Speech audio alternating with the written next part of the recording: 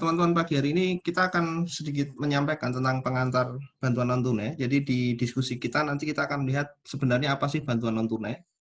Kemudian eh, kenapa kita ngomongin tentang bantuan non-tunai.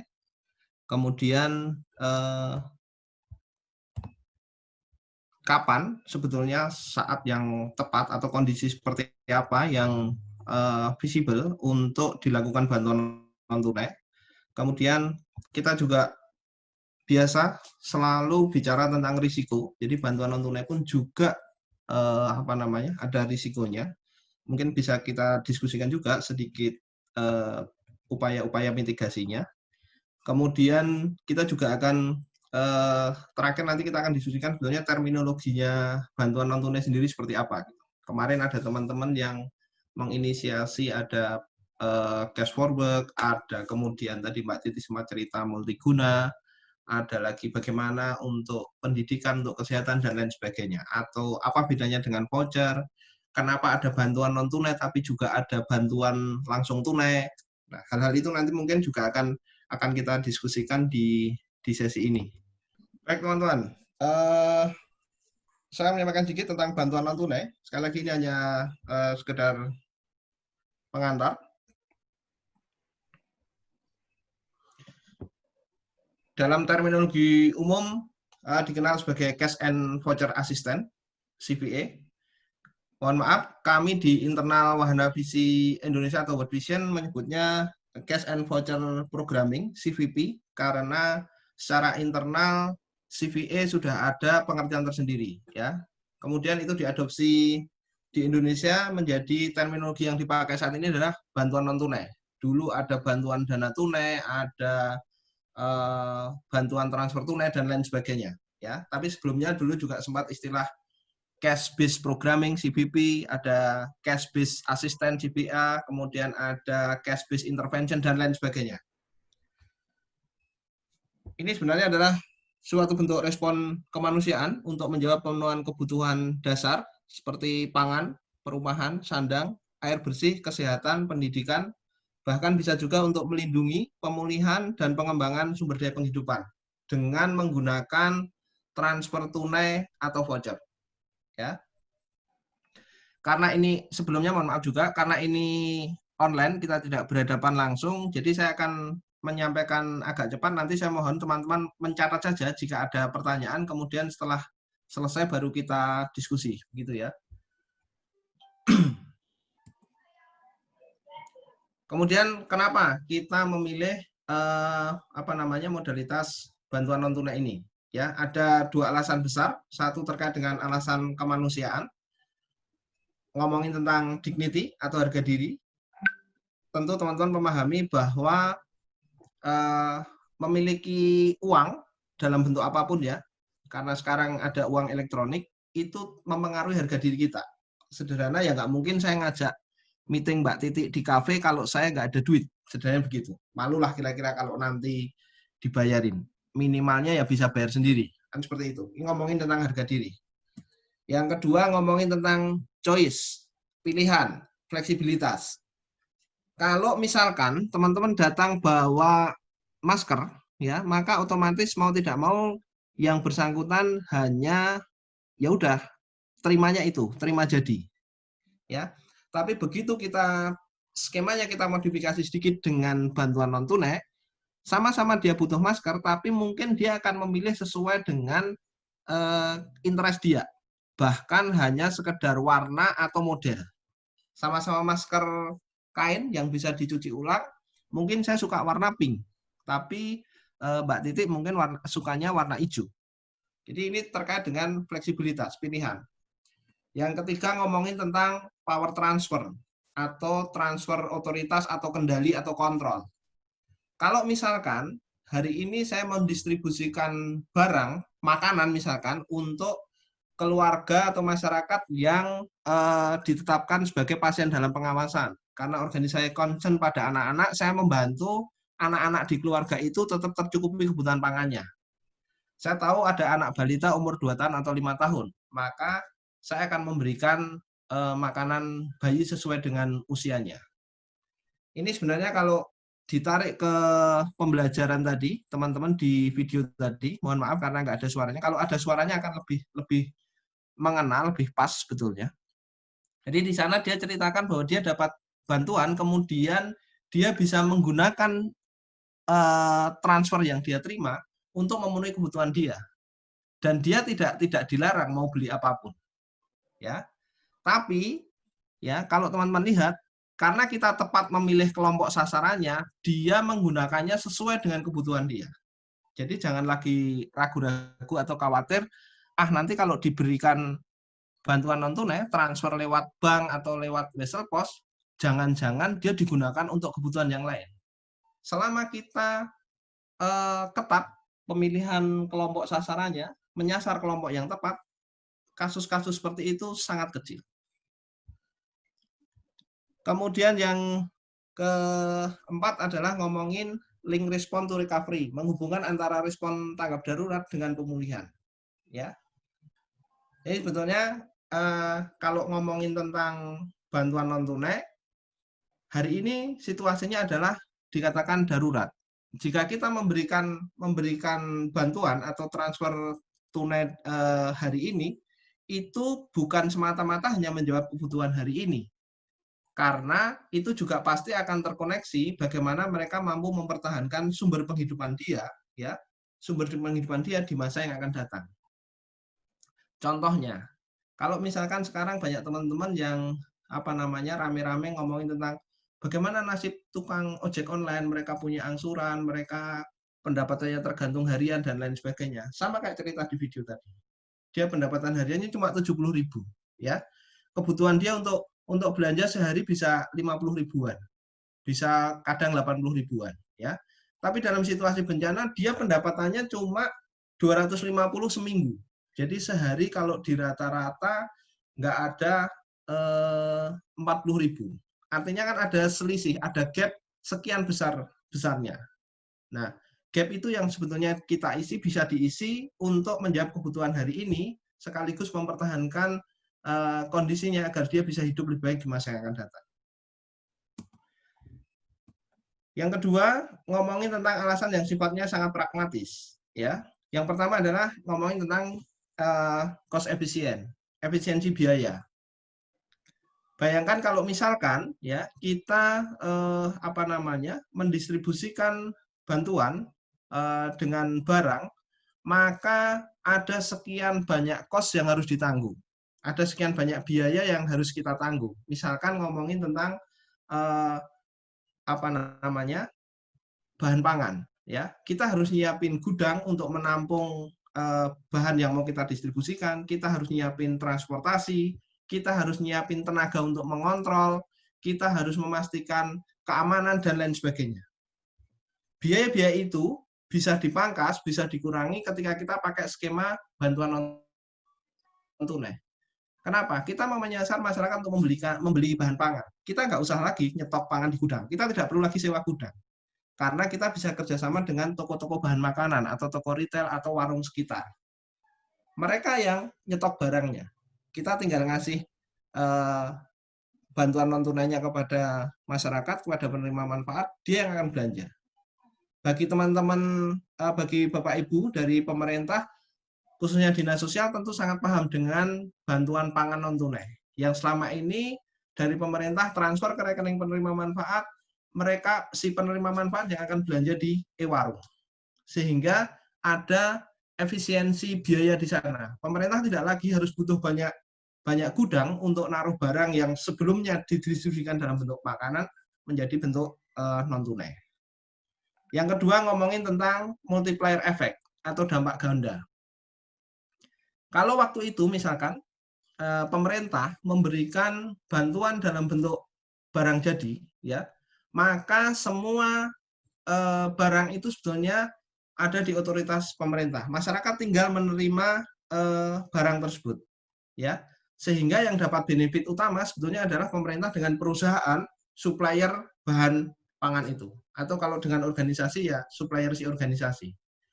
Tapi begitu dirubah skemanya menjadi bantuan non tunai, ya, dari organisasi, dari pemerintah, dari NGO transfer ke beneficiaries, ke masyarakat penerima manfaat, dia akan belanja ke warung terdekat.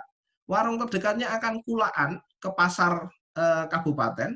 Pasar kabupaten akan memenuhi suplainya dari pasar yang lebih luas lagi. Sehingga sebetulnya begitu bicara tentang bantuan non tunai, dampaknya itu akan domino. Bahasa Inggrisnya minggu apa? Ya. Yang ketiga, ngomongin tentang avoid disincentive effect atau mencegah dampak yang melemahkan. Ya. Teman-teman, ada cerita menarik dari pembelajaran di Sulawesi. Waktu itu bulan Maret, April ada organisasi yang datang dari luar Palu, dari Jakarta. Dia mau memberikan bantuan pangan kepada masyarakat di Palu, di Sulawesi Tengah, ya, yang terdampak gempa. Niatnya baik, mereka membawa bantuan pangan untuk memastikan bahwa ini tepat sasaran dan tidak ada korupsi macam-macam. Mereka bawa langsung berasnya dari luar, ya. Mereka pengadaan beras bertonton dari luar, didistribusikan, dibagi. Masyarakat penerima manfaat senang karena mereka berasnya terpenuhi. Tapi ada yang mereka lupakan. Di saat yang bersamaan, di daerah Kulawi dan sekitarnya waktu itu musim panen padi. Dan selama ini, ya, beras dari Kulawi ini yang memasok beras di pasar Palu, Sigi, Donggala, dan sekitarnya. Sehingga apa yang terjadi? Para petani ini kesusahan menjual produk mereka karena masyarakat tidak butuh, pasar tidak ada permintaan. Ini adalah salah satu contoh dampak yang melemahkan. Kemudian yang berikutnya ngomong biaya yang lebih rendah untuk penerima manfaat. Hari ini teman-teman lihat, ketika mau intervensi bantuan non tunai, skema model transfernya sekarang bisa pakai apapun. Dulu kita hanya mengenal bank, dulu kita hanya mengenal wesel. Hari ini dengan teknologi keuangan kekinian itu memungkinkan semuanya bisa dilakukan hanya dari rumah. Tidak harus kemana-mana. Kita bahkan bisa mendesain bantuan non tunai untuk contohnya hari ini misalkan untuk pandemik, kita bisa memberikan bantuan non tunai kepada penerima manfaat masyarakat yang harus mengisolasi diri, misalkan satu kawasan, ya. Kemudian bisa mengkoneksikan dengan toko-toko atau warung makanan.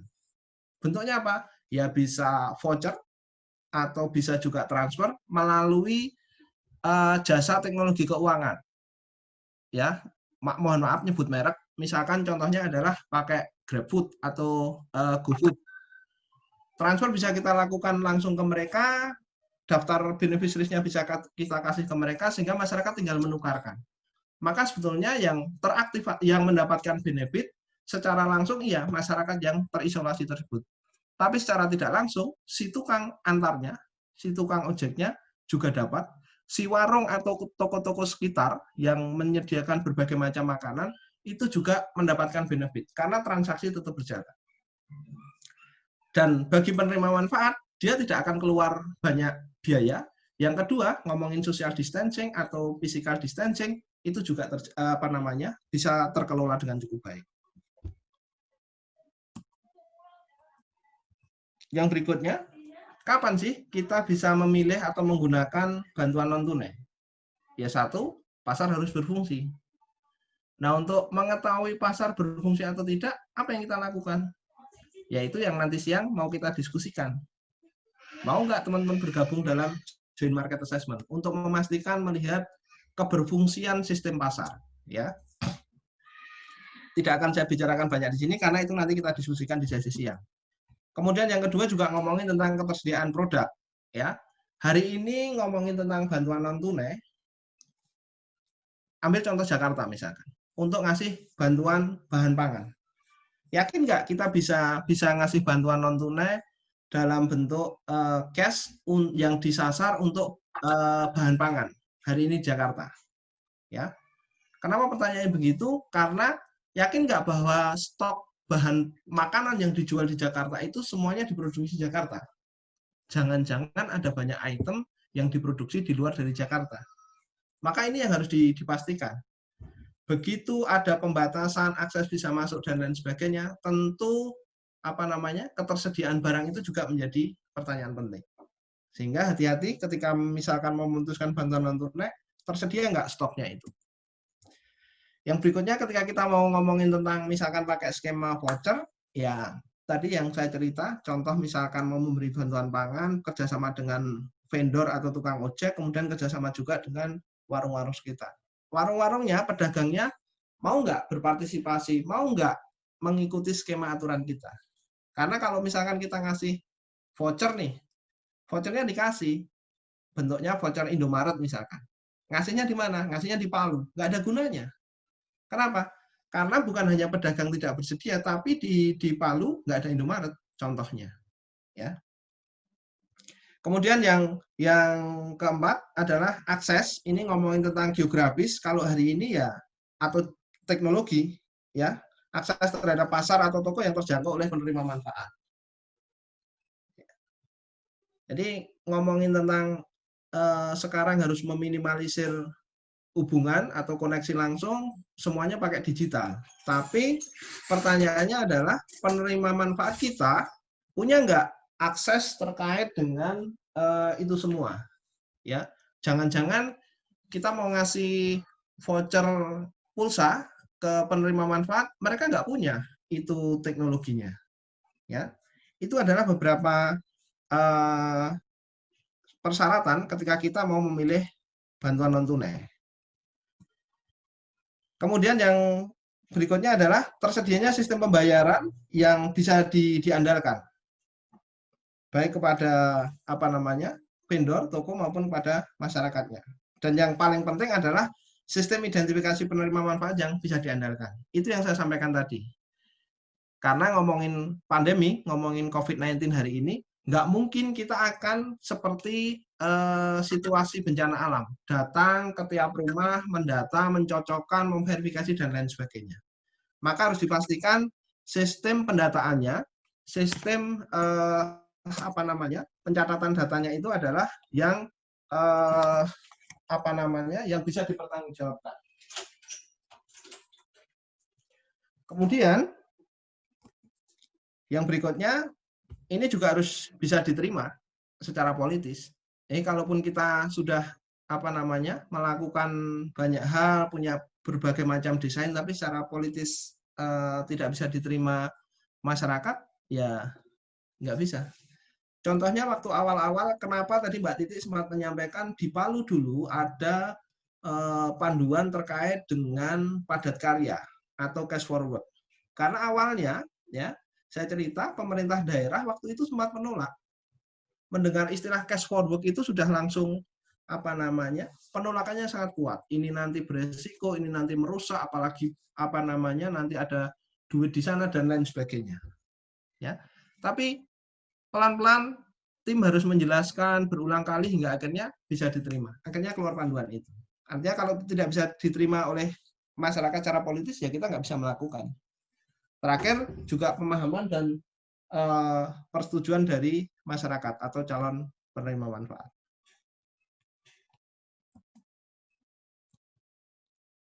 Yang berikutnya teman-teman, ini ngomongin tentang risiko. Jadi sekali lagi bantuan non tunai tadi ngomongin berbagai macam kelebihan dia juga punya beberapa risiko yang harus diantisipasi. Yang pertama penggunaan antisosial. Antisosial itu ya untuk kepentingan individu yang tidak bermanfaat untuk orang lain. Contohnya ya, mohon maaf misalkan digunakan untuk alkohol, untuk rokok. Resiko untuk itu pasti ada. Kenapa? Karena bentuknya cash ini, sekalipun tidak dalam bentuk hard cash atau duit dalam amplop. Ya. Yang kedua, ngomongin juga tentang resiko keamanan bagi staf dan juga penerima manfaat. Misalkan kita pakai transfer, pakai bank, ya, dalam waktu yang bersamaan, ya, masyarakat ada 300 penerima manfaat di satu titik, di satu desa misalkan, ya, masing-masing mendapat bantuan nilainya 2 juta. Maka hari itu saja ada duit 600 juta yang masuk di desa tersebut. Risiko keamanan bagi staf, bagi penerima manfaat tentu sangat besar, ya. Makanya harus ada upaya-upaya untuk memitigasinya. bagaimana memastikan biar risiko-risiko itu bisa dihindari. Kemudian yang berikutnya itu tadi, pencurian penipuan. Ya, dalam satu waktu, dalam kondisi normal nggak kelihatan duitnya berapa yang masuk ke desa. Tapi begitu ada bantuan non tunai langsung 600 juta. Duit yang tidak kecil. Berikutnya risiko inflasi. Tadi Mbak Titi sempat sampaikan di awal-awal dulu cuma 1 digit miliar gitu ya.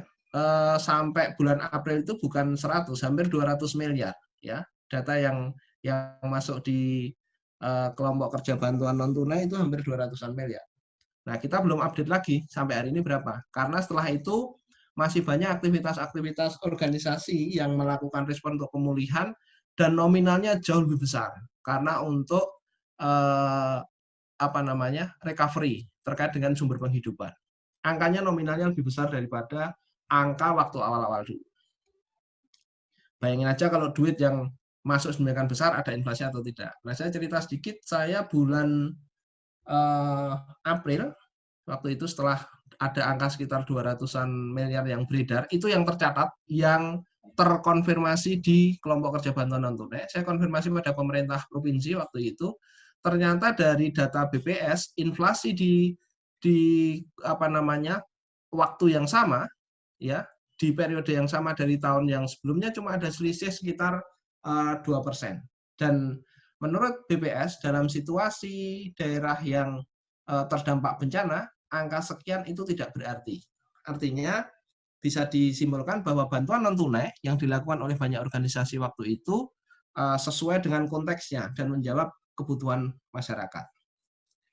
Kemudian yang kelima, rentan juga terhadap pungli, ya, atau potongan dari pihak yang punya kuasa, ya. Ini kejadian, ada beberapa cerita teman-teman di Palu bagaimana ternyata pihak otoritas, dalam hal ini pemerintah desa, ya meskipun mereka mengatakan oknum ya, ada beberapa oknum yang memanfaatkan kesempatan itu untuk mendapatkan benefit secara personal.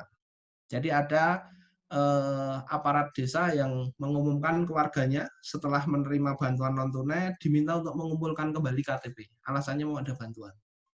Tapi sekian waktu kok nggak ada informasi, warga nanyakan, ternyata ketika warga mau ngambil KTP-nya, diminta mengisi kotak infak seikhlasnya. Tapi udah ada ketentuannya, minimal 100.000. Contohnya, ya. Itu terjadi di beberapa cerita dari teman-teman. Kemudian yang terakhir adalah resiko bias gender. Ya, bagaimana memastikan bahwa tadi misalkan contoh dari cerita video tadi. Video tadi, program tadi adalah menyasar keluarga dengan anak di bawah 7 tahun, ya. Nah, kemudian karena ngomongin tentang anak-anak, mau melekat pada yang selama ini banyak melekat pada tugas aktivitas perempuan atau ibunya, bagaimana memastikan bahwa itu benar-benar bisa digunakan, bisa dimanfaatkan untuk ibu dan anak-anaknya. Ya. Bagaimana kalau misalkan ternyata kendali atau kontrol terhadap penggunaan duit itu di laki-lakinya. Resiko-resiko itu juga sangat mungkin terjadi. Bukan hanya ngomongin soal jenis kelamin laki-laki dan perempuan, bahkan terkait dengan kelas sosial juga. Makanya tadi di cerita itu disebutkan juga bahwa salah satu persyaratannya adalah non-PNS. Kenapa? Karena PNS sendiri adalah kelas sosial yang sudah berbeda. Dia mendapatkan benefit yang rutin dari negara. Sementara kayak misalkan sebelum gempa PNS golongan tertentu sudah mendapatkan duit sekian ribu rupiah. Sementara yang masyarakat biasa sebelum gempa pendapatan dia 70.000 sehari. Tapi setelah gempa cuma 250 seminggu. Contohnya. Ya. Itu teman-teman, kemudian ini terkait dengan istilah kunci, terminologi terkait dengan bantuan non-tunai. Semoga kelihatan. Jadi ini sebetulnya hal-hal yang prinsip. Sederhananya ketika teman-teman bisa memahami secara utuh satu lembar ini, maka sebetulnya saya yakin teman-teman bisa mengimplementasikan, bisa melakukan program bantuan non-tunai dengan baik. Ya. Jadi sebetulnya cara membacanya adalah untuk bicara tentang bantuan non tunai itu kita biasanya memulainya dari prosesnya. ya, melakukan kajian, assessment, analisa untuk mengambil keputusan, itu bisa antar sektor, ya, livelihood, pendidikan, kesehatan, dan lain sebagainya, atau berdasarkan analisa respon. Ya, misalkan terkait dengan COVID-19 ini, siapa saja sih yang sudah melakukan respon terkait dengan COVID-19 ini, kemudian responnya apa saja sih? Jadi misalkan sudah ada yang masuk di pendidikan dan gap-nya sudah sangat berkurang, tapi nggak ada yang masuk di sudah banyak yang masuk di kesehatan, tapi yang di pendidikan kurang misalkan. Bisa nggak kita mengambil di sana? Itu terkait dengan prosesnya. Kemudian yang terkait dengan desain, jadi tujuan apa yang mau dicapai dari intervensi program ini. Kemudian bagaimana kita mendesainnya. Ada yang bicara tentang sektor yang sangat khusus, ya, sangat khusus itu tadi, misalkan sektor kesehatan, ya, sangat-sangat khusus, atau sektor pendidikan.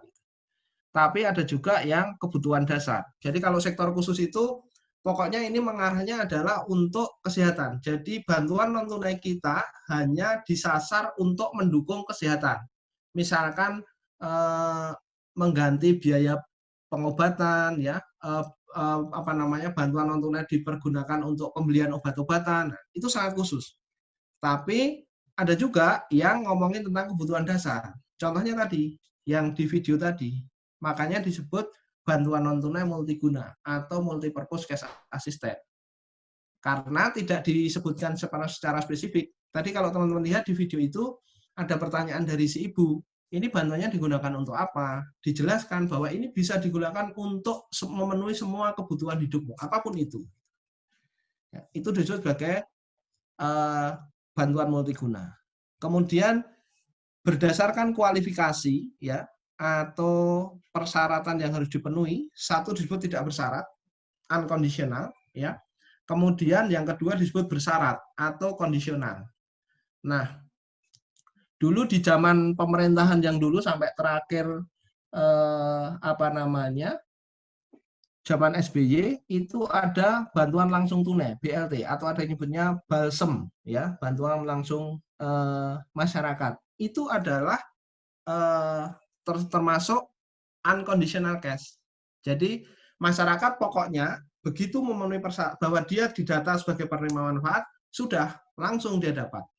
Ya, tidak harus melakukan sesuatu. Sementara kalau bersyarat kondisional, ya, itu masyarakat harus melakukan aktivitas tertentu untuk mendapatkan bantuan, untuk mendapatkan uangnya. Contohnya juga kayak yang sekarang, yang PKH itu adalah unconditional, karena begitu dia memenuhi persyaratan umumnya, ya, keluarga dengan kriteria ini, dia akan mendapatkan uang dan silahkan menggunakannya. Sementara kalau bersyarat, kondisional, itu contohnya adalah padat karya atau cash forward. Jadi kalau tadi tidak bersyarat, begitu saya sudah terdata, saya menjadi penerima manfaat, maka saya tanpa melakukan apapun, saya sudah akan langsung mendapatkan transfer. Sementara kalau bersyarat, kondisional, ya, contohnya padat karya, saya harus bekerja dulu, baru saya dapat insentif. Kalau saya penerima manfaat, saya sudah disepakati kerjanya adalah 2 minggu. Saya cuma datang seminggu, maka insentif saya juga cuma seminggu. Sementara Pak Agung, ya, karena dia datang 8 hari, dia juga dapatnya 8 hari. Lah Mbak Titi, dia datang full 2 minggu, maka dia juga dapat 2 minggu. Itu yang disebut sebagai conditional cash, ya, yang bersyarat. Atau misalkan cash for training, bantuan non tunai untuk pelatihan atau bantu latih kalau di Sulawesi Tengah. Jadi untuk mendapatkan sejumlah bantuan, masyarakat atau penerima manfaat harus ikut pelatihan dulu. Sudah jelas dipilih bahwa yang berhak mendapatkan bantuan ini adalah para guru-guru honorer misalkan. Sudah, saya guru honorer, maka saya akan punya peluang untuk mendapatkan itu. Syaratnya apa? Harus ikut pelatihan guru. Pelatihan terkait dengan sekolah aman bencana. Pelatihannya seminggu. Saya nggak bisa datang. Meskipun saya tercatat, saya nggak dapat insentif karena saya tidak datang pelatihan. Teman saya yang datang seminggu, dia akan dapat insentif seminggu. Itu bedanya. Ya. Kemudian yang berikutnya terkait dengan penggunaan. Penggunaan ini terkait dengan batasan-batasannya. Boleh untuk ini enggak, boleh untuk itu enggak.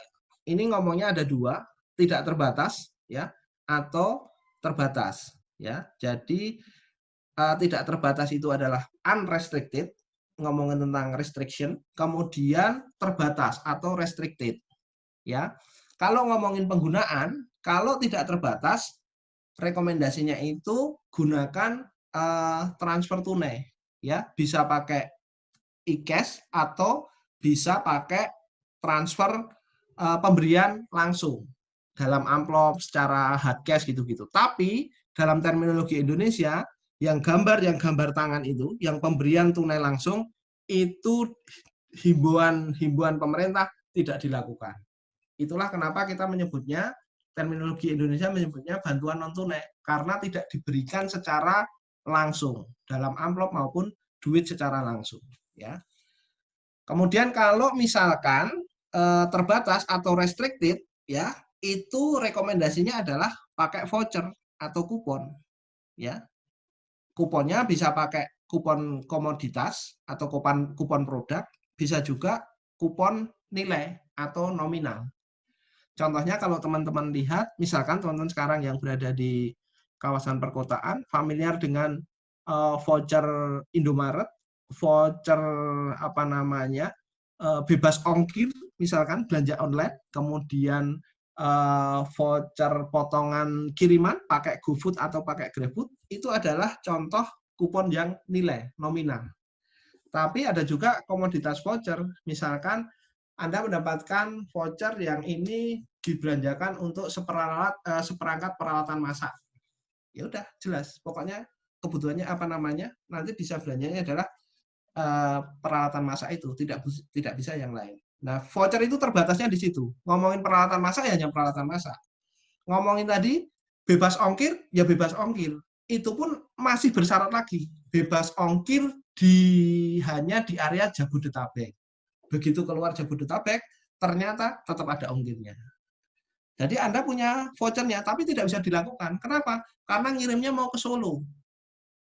Ya, ternyata bebas ongkirnya hanya di area Jabodetabek. Contohnya, itulah yang disebut sebagai terbatas. Ya, sementara kalau tidak terbatas, rekomendasinya pakai duit saja, transfer saja. Itu lebih enak. Ngapain harus pusing-pusing membatasi?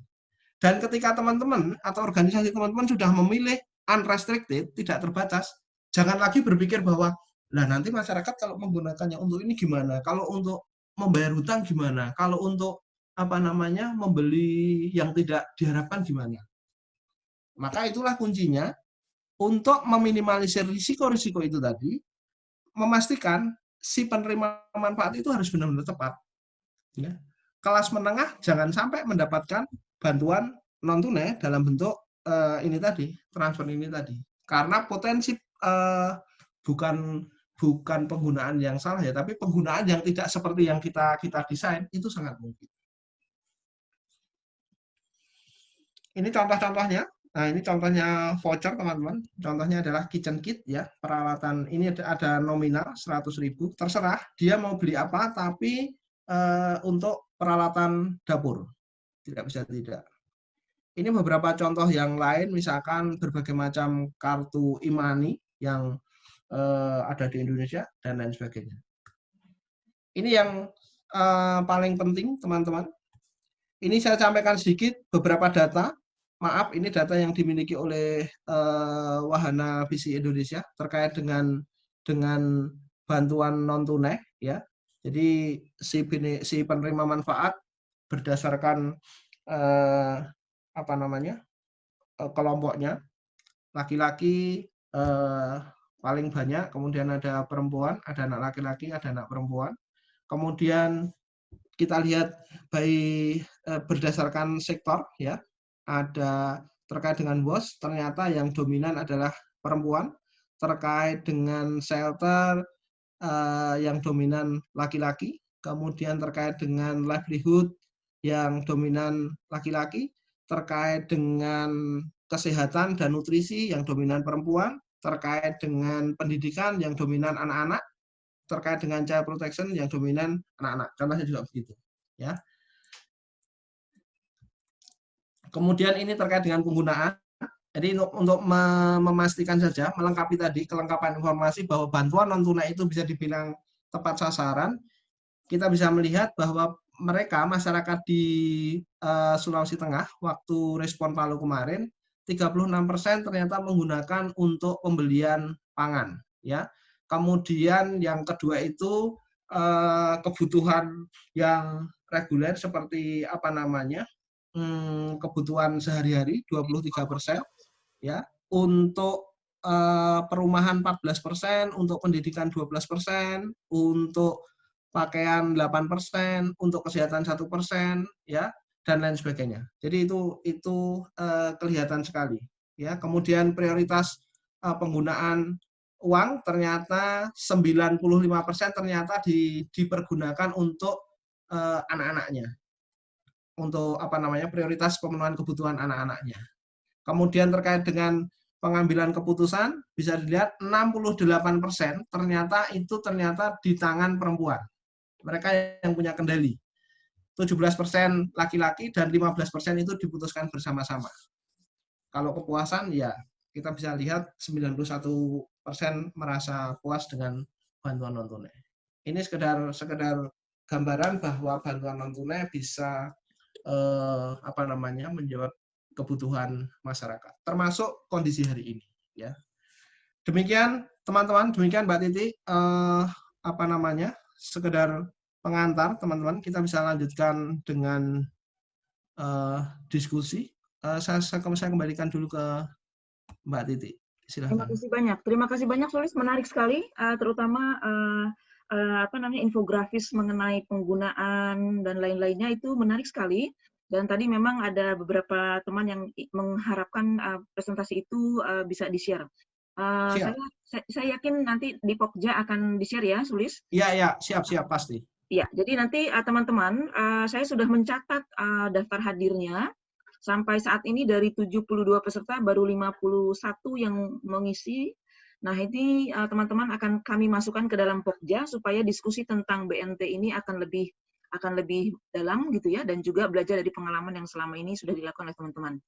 Kami buka kesempatan untuk bertanya, silahkan raise hand-nya, angkat tangannya melalui fitur yang tersedia. Kita lihat belum ada. Belum ada yang tanya nih? Saya tanya duluan ya. Ada. Oke, Andris. Silakan Andris. Selamat pagi Mbak Titi. Pagi. Iya, terima kasih presentasi tadi Pak Kolis ya. Ya, terima kasih. Saya tadi di awal disebutkan bahwa dengan pemilihan segmen ataupun grup yang sudah sangat segmented itu seharusnya tidak mengkhawatirkan supaya kita tidak mengkhawatirkan bagaimana penggunaan dari dana tersebut. Yang ingin saya tanyakan, apakah ada mekanisme reporting atau pelaporan, mungkin tidak di level individu atau mungkin di grup atau per kelompok, selain untuk bisa memantau, tapi kita juga bisa untuk melihat bagaimana dampak yang langsung terhadap apa yang sudah kita berikan. Maksudnya memantau sini ya, tadi salah satu memantau adalah penggunaannya, walaupun tidak secara langsung ditanyakan apa aku gunakan untuk ini gitu ya. Tapi mungkin dengan cara lain. Itu satu. Dan kedua, di akhir tadi ada presentasi mengenai tingkat kepuasan atas bantuan tunai tadi. Pemahaman saya itu adalah yang mengisi adalah para penerima, itu pemanfaat. Nah, 91% puas, kemudian ada 9% yang tidak puas. Nah, yang ingin saya tanyakan, apakah ada penjelasan dari 9% ini tidak puas itu karena apa, sehingga untuk pembelajaran. Terima kasih. Silakan Sulis, satu-satu. Oke. Ya. Mau satu-satu langsung atau baru ada satu. lagi? Sekarang baru satu. Oke, mohon maaf kalau boleh tahu Pak Andri dari mana ya? Dari UNDP. Oh iya, mohon maaf Pak. Terima kasih atas pertanyaannya. Baik, jadi kalau bicara tentang bantuan non tunai teman-teman, sebetulnya juga sama standar operasionalnya seperti yang teman-teman memberikan in-kind distribution atau bantuan barang.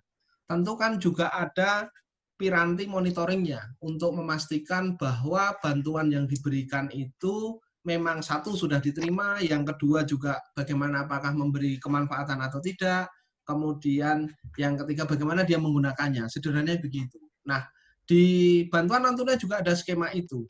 Jadi ada skema post distribution monitoring yang Anda dilakukan, yaitu untuk memastikan bahwa itu tadi masyarakat sudah menerima bantuannya dan menggunakannya sesuai dengan peruntukannya, sesuai nggak sih sebetulnya dengan apa yang kita harapkan atau kita desain gitu ya. Satu itu. Yang kedua ada juga skema pemantauannya adalah untuk melihat pasarnya. Maka bantuan non tunai biasanya juga di awal untuk menguji visibilitasnya adalah ada kajian pasar. Sesudah distribusi pun juga ada kajian pasar idealnya untuk memastikan ada nggak perubahan harga-harga, mempengaruhi inflasi atau enggak, itu kan datanya dari sana. Kemudian jangan-jangan begitu diberi bantuan non tunai ternyata masyarakat tidak belanjanya ke warung terdekat tapi ke mall. Itu juga akan kita ketahui dari post distribution monitoring yang kita lakukan. Itu makanya hubungannya kenapa memastikan kelompok sasaran itu sangat penting. Karena masyarakat terbawah, kayak misalkan cerita yang tadi, ibu-ibu yang tadi, itu berada di lokasi yang cukup terisolasi. Kita sudah sangat yakin, nggak mungkin mereka akan belanja macam-macam itu ke mall gede, ke Kota Palu, ya, atau ke Palu Grand Mall atau apapun itu. Karena apa? Aksesnya terbatas satu. Yang kedua, mereka butuhnya cepat. Mereka ke Palu itu butuh waktu PP-nya antara 4 sampai 8 jam. Sehingga waktunya akan habis di jalan. Itu contohnya, contoh monitoringnya, ya. Semoga itu menjawab, Pak. Pasti ada, ya. Kemudian melengkapi sedikit, bahkan untuk yang MPCA, multi purpose cash assistant atau bantuan multiguna, itu ada persyaratan-persyaratan khusus yang harus dipenuhi ketika mau mengimplementasikan itu. Misalkan harus ada baseline dulu. Kenapa? Untuk memastikan bahwa ada tren kebutuhan masyarakat yang memang beragam.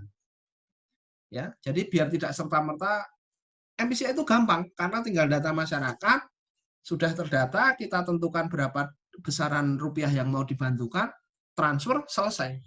Ya.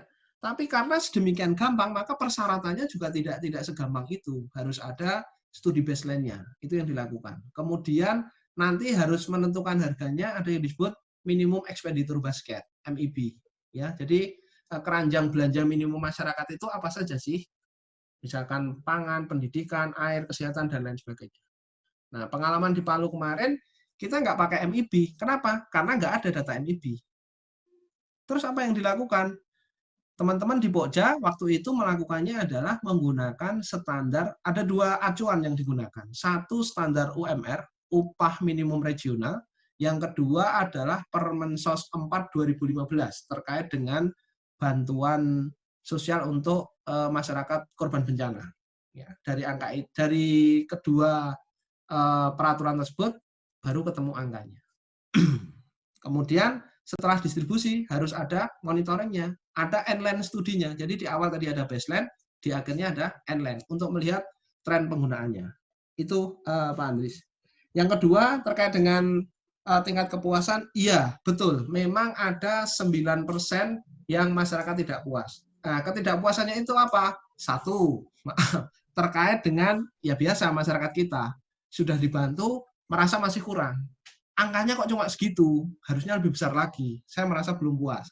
Itu. Yang kedua, beberapa yang model voucher. Jadi aku itu sebetulnya peralatan masak kemarin udah dikasih anakku.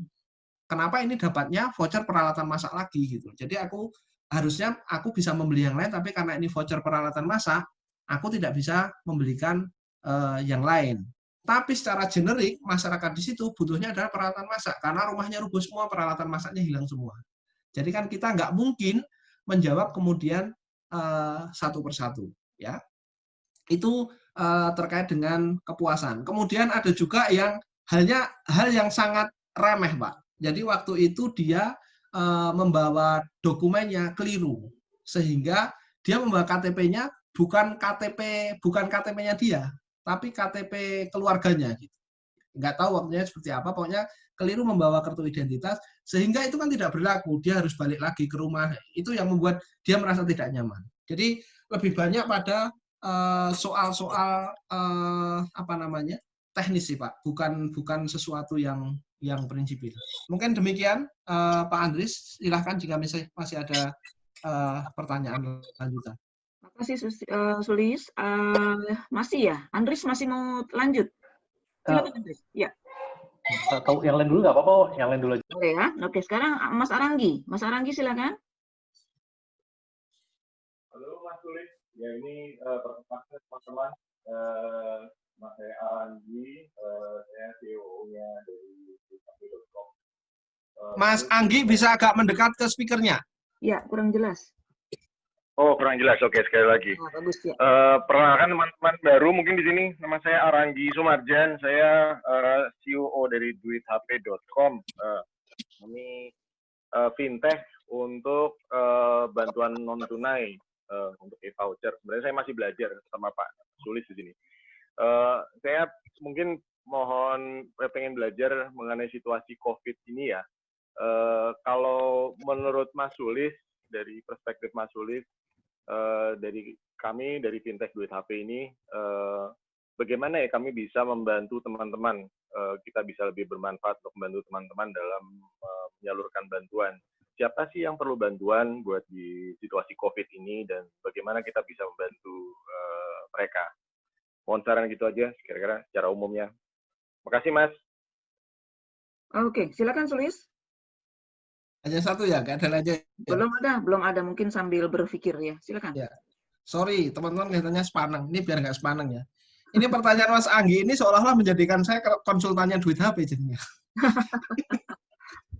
Karena pertanyaannya apa yang bisa dilakukan. Menurut saya begini, teman-teman. Mas Anggi catat ya, nanti ingat .com, komisi sama marketing, maklar everything. Rekening saya kirimkan ya. Kita bikinkan akun Duit HP nanti tinggal dikirim Mas. Oh siap. Oke, terima kasih. Ya menurut saya sekarang sebetulnya apa namanya kalau bahasanya anak-anak sekarang ya sekarang adalah zamannya Duit HP dan teman-teman. Bukan lagi zamannya yang konvensional, kecuali yang konvensional dulu mau bertransformasi menjadi generasinya Duit HP. Maksudnya gini, dalam situasi pandemi hari ini semua hal kan sangat dibatasi, ya makanya muncul social distancing, kemudian physical distancing gitu-gitu. Nah, pembatasan-pembatasan itu di satu sisi ya agak merepotkan juga bagi organisasi-organisasi yang mau memberikan dukungan kepada masyarakat yang terdampak. Ya. Kemudian organisasi-organisasi, saya sangat yakin hari ini pasti juga kebingungan. Siapa yang mau disasar? Karena susah membedakannya. Ya nggak usah khawatir, karena kan kita bukan pemerintah yang punya semuanya sebetulnya. Ya. Kemudian bagaimana kita mendistribusikan bantuannya ke masyarakat? Nah, kondisi hari ini, teman-teman semuanya, saya bilang tadi, sebetulnya potensi besar bagi teman-teman teknologi keuangan, teknologi finance yang kekinian, model Duit HP, GoPay, OVO, dan lain sebagainya, untuk berjejaring, bekerja sama dengan kita. Ya. Mohon maaf, Bang Maman, terima kasih sudah menampilkan wajahnya. Mengganggu konsentrasi saya. Ya, mohon maaf. Nggak apa-apa, intermezzo aja biar nggak pada tegang semuanya. Oh iya. Ya. Kembali ke soal tadi. Ya, jadi kalau misalkan hari ini PR terbesar sebetulnya adalah bisa nggak teknologi keuangan itu mempermudah proses pendataan. Karena setahu saya kan selama ini lembaga-lembaga keuangan, financial service provider itu kan sangat ketat dengan sistem pendataan. Harus ada tanda tangan, harus ada KTP KK-nya udah cocok, tapi harus ada tanda tangannya itu. Itu contohnya hingga hari ini misalkan kami yang di Palu beberapa transfer yang pertama untuk bantuan non tunai itu masih kesulitan juga karena harus ada tanda tangan itu, spesimen tanda tangan basah di buku rekening itu yang masih jadi PR. Nah, ini bisa nggak dipermudah teman-teman fintech itu bisa-bisa nggak mempermudah itu. Karena begitu ini dipermudah, sebetulnya juga akan lebih gampang juga organisasi-organisasi merencanakan program bantuan bekerja sama dengan lembaga-lembaga jasa keuangan itu tadi. Ya, itu satu. Yang kedua, saya yakin FSP, Financial Service Provider ini juga tidak bisa berdiri sendiri. Contohnya, ngomongin duit HP, itu kan minimalnya tetap butuh akses internet, akses telekomunikasi. Ya, tidak melulu internet sih setahu saya karena bisa SMS ya. Tapi gimana provider telekomunikasi ini menjangkau area-area yang susah sinyal. Contohnya, kami mau support untuk daerah di pedalaman Nusa Tenggara atau di Kalimantan untuk voucher pendidikan. Kami mau bertransaksi pakai duit HP, tapi bagaimana voucher untuk pendidikan itu bisa dipakai? Padahal di sana kita susah mengakses sinyal gitu. Anjurannya social distance. Semua murid belajar di rumah. Mau belajar online, kendalanya mereka nggak punya sinyal gitu. Ini PR juga menurut saya, Mas Anggi dan teman-teman. Jadi kalau persoalan tadi terkait dengan verifikasi data bisa dipermudah, tentu juga akan semakin enak buat kita. Yang kedua, semua lembaga tidak bisa bekerja sendirian, termasuk lembaga keuangan, tetap harus terkoneksi juga dengan agensi-agensi yang lainnya. Voucher, misalkan kita mau distribusi voucher, kita juga harus terkoneksi juga dengan vendor-vendor terkait dengan item barang yang mau dibuat dalam skema voucher. Menurut saya itu, Mas Anggi, semoga bisa membantu. Kalau yang teknis nanti bisa TikTokan lah, bisa Japri lah. Begitu, teman-teman. Silakan jika ada yang lain. Silakan, sebentar. Oke. Terima kasih Mas Kris ini tanggapannya. Jadi tantangan itu, jadi pertanyaan tuh yang disampaikan tadi. Dan kebetulan kami juga sudah menyiapkan ini sih jawabannya untuk pertanyaan itu, sangat strategis sekali jawabannya. Mungkin saya respon saja tantangannya sedikit ya. Yang mengenai tanda tangan itu secara digital, kita memfasilitasinya itu dengan biometrik. Kita ada teknologinya sehingga yang belanja itu bisa difoto wajahnya, jadi ketahuan siapa yang belanja ya di kantin itu, plus juga memasukkan PIN, dan yang belanja pun juga nggak harus punya HP di situ. Semoga dari ini mungkin nanti perlu diskusi apakah wajah dan PIN itu bisa menggantikan tanda tangan basah gitu ya secara digital ya, terutama untuk yang tidak punya HP. Terus kedua, untuk koneksi internet, kebetulan kami juga sedang membina kerjasama juga dengan satu perusahaan satelit yang sudah secara verbal menyampaikan kalau misalnya ada bencana di daerah mana dan perlu internet, itu sampaikan ke saya akan buka titik untuk tembak langsung ke satelitnya di titik tertentu. Jadi misalnya kalau kita bikin ada, misalnya di Palu ya, ada titik yang kita mau transaksi di sana, dipusatkan di sana disediakan internetnya, sepertinya bisa difasilitasi. Tapi ini perlu kita pelajari lebih jauh. Semoga ini bisa jadi membantu untuk tantangan tadi yang Mas Suli sampaikan tadi ya. Satu lagi juga untuk pendataan, kita juga sedang kembangkan juga integrasi teknologinya untuk kita bisa membaca KTP dan kartu keluarga secara digital. Jadi di foto langsung masuk ke database sehingga itu mempermudah untuk verifikasi keluarga ya mengenai jumlah tanggungan yang akan diberi bantuan oleh organisasinya. Mudah-mudahan menjawab sedikit Mas, tapi saya perlu banyak konsultasi lagi sama Mas Sulis nih. Semoga solusi kita semakin halus dan Oke, terima kasih Mas Anggi. Mas Anggi, berikutnya forum zakat. Silakan forum zakat. Dengan siapa nih forum zakat nih namanya? Silakan. Ya, terima kasih Bu Titik. Assalamualaikum warahmatullahi wabarakatuh. Waalaikumsalam warahmatullahi wabarakatuh. Ya, saya Ramadhani Bu dari zakat. Silakan Dani. Ya, Mas Susilo, tadi saya menangkap tentang bantuan non tunai. Tadi pagi saya baru terima laporan dari Al-Azhar, salah satu anggota kita. Mereka sedang masa panen dan kemudian akan distribusi beras ke sejumlah kota di Jabodetabek ya. Kemudian untuk wilayah penyedia beras itu daerah Wonogiri, Cilacap, dan Cianjur. Nah, untuk bantuan non tunai ini sebenarnya Mas Susilo, saya lebih memikirkan apakah ada data yang bisa kita akses gitu ya. Apalagi khusus untuk forum zakat kan sebenarnya lebih menyasar kepada kita, saudara-saudara kita yang duafa seperti itu. Tidak ada corona saja, mereka itu memang mungkin kesulitan akses karena mungkin mereka tidak punya biaya dan sebagainya. Apalagi semasa corona ini, karena penghasilan mereka dari upah harian dan sebagainya. Nah, maksud saya kebutuhan kita kan, apalagi sekarang daerah-daerah banyak yang lockdown, bagaimana cara pemetaan yang paling tepat gitu tentang kebutuhan, apalagi tentang stok beras, sehingga kita itu bisa punya data, oh ya, kesediaan pangan dari bulan Maret sampai April sekian ton. Nah, sampai nanti bulan setelahnya itu akan mengalami penyusutan dan di situ pasti harga melambung.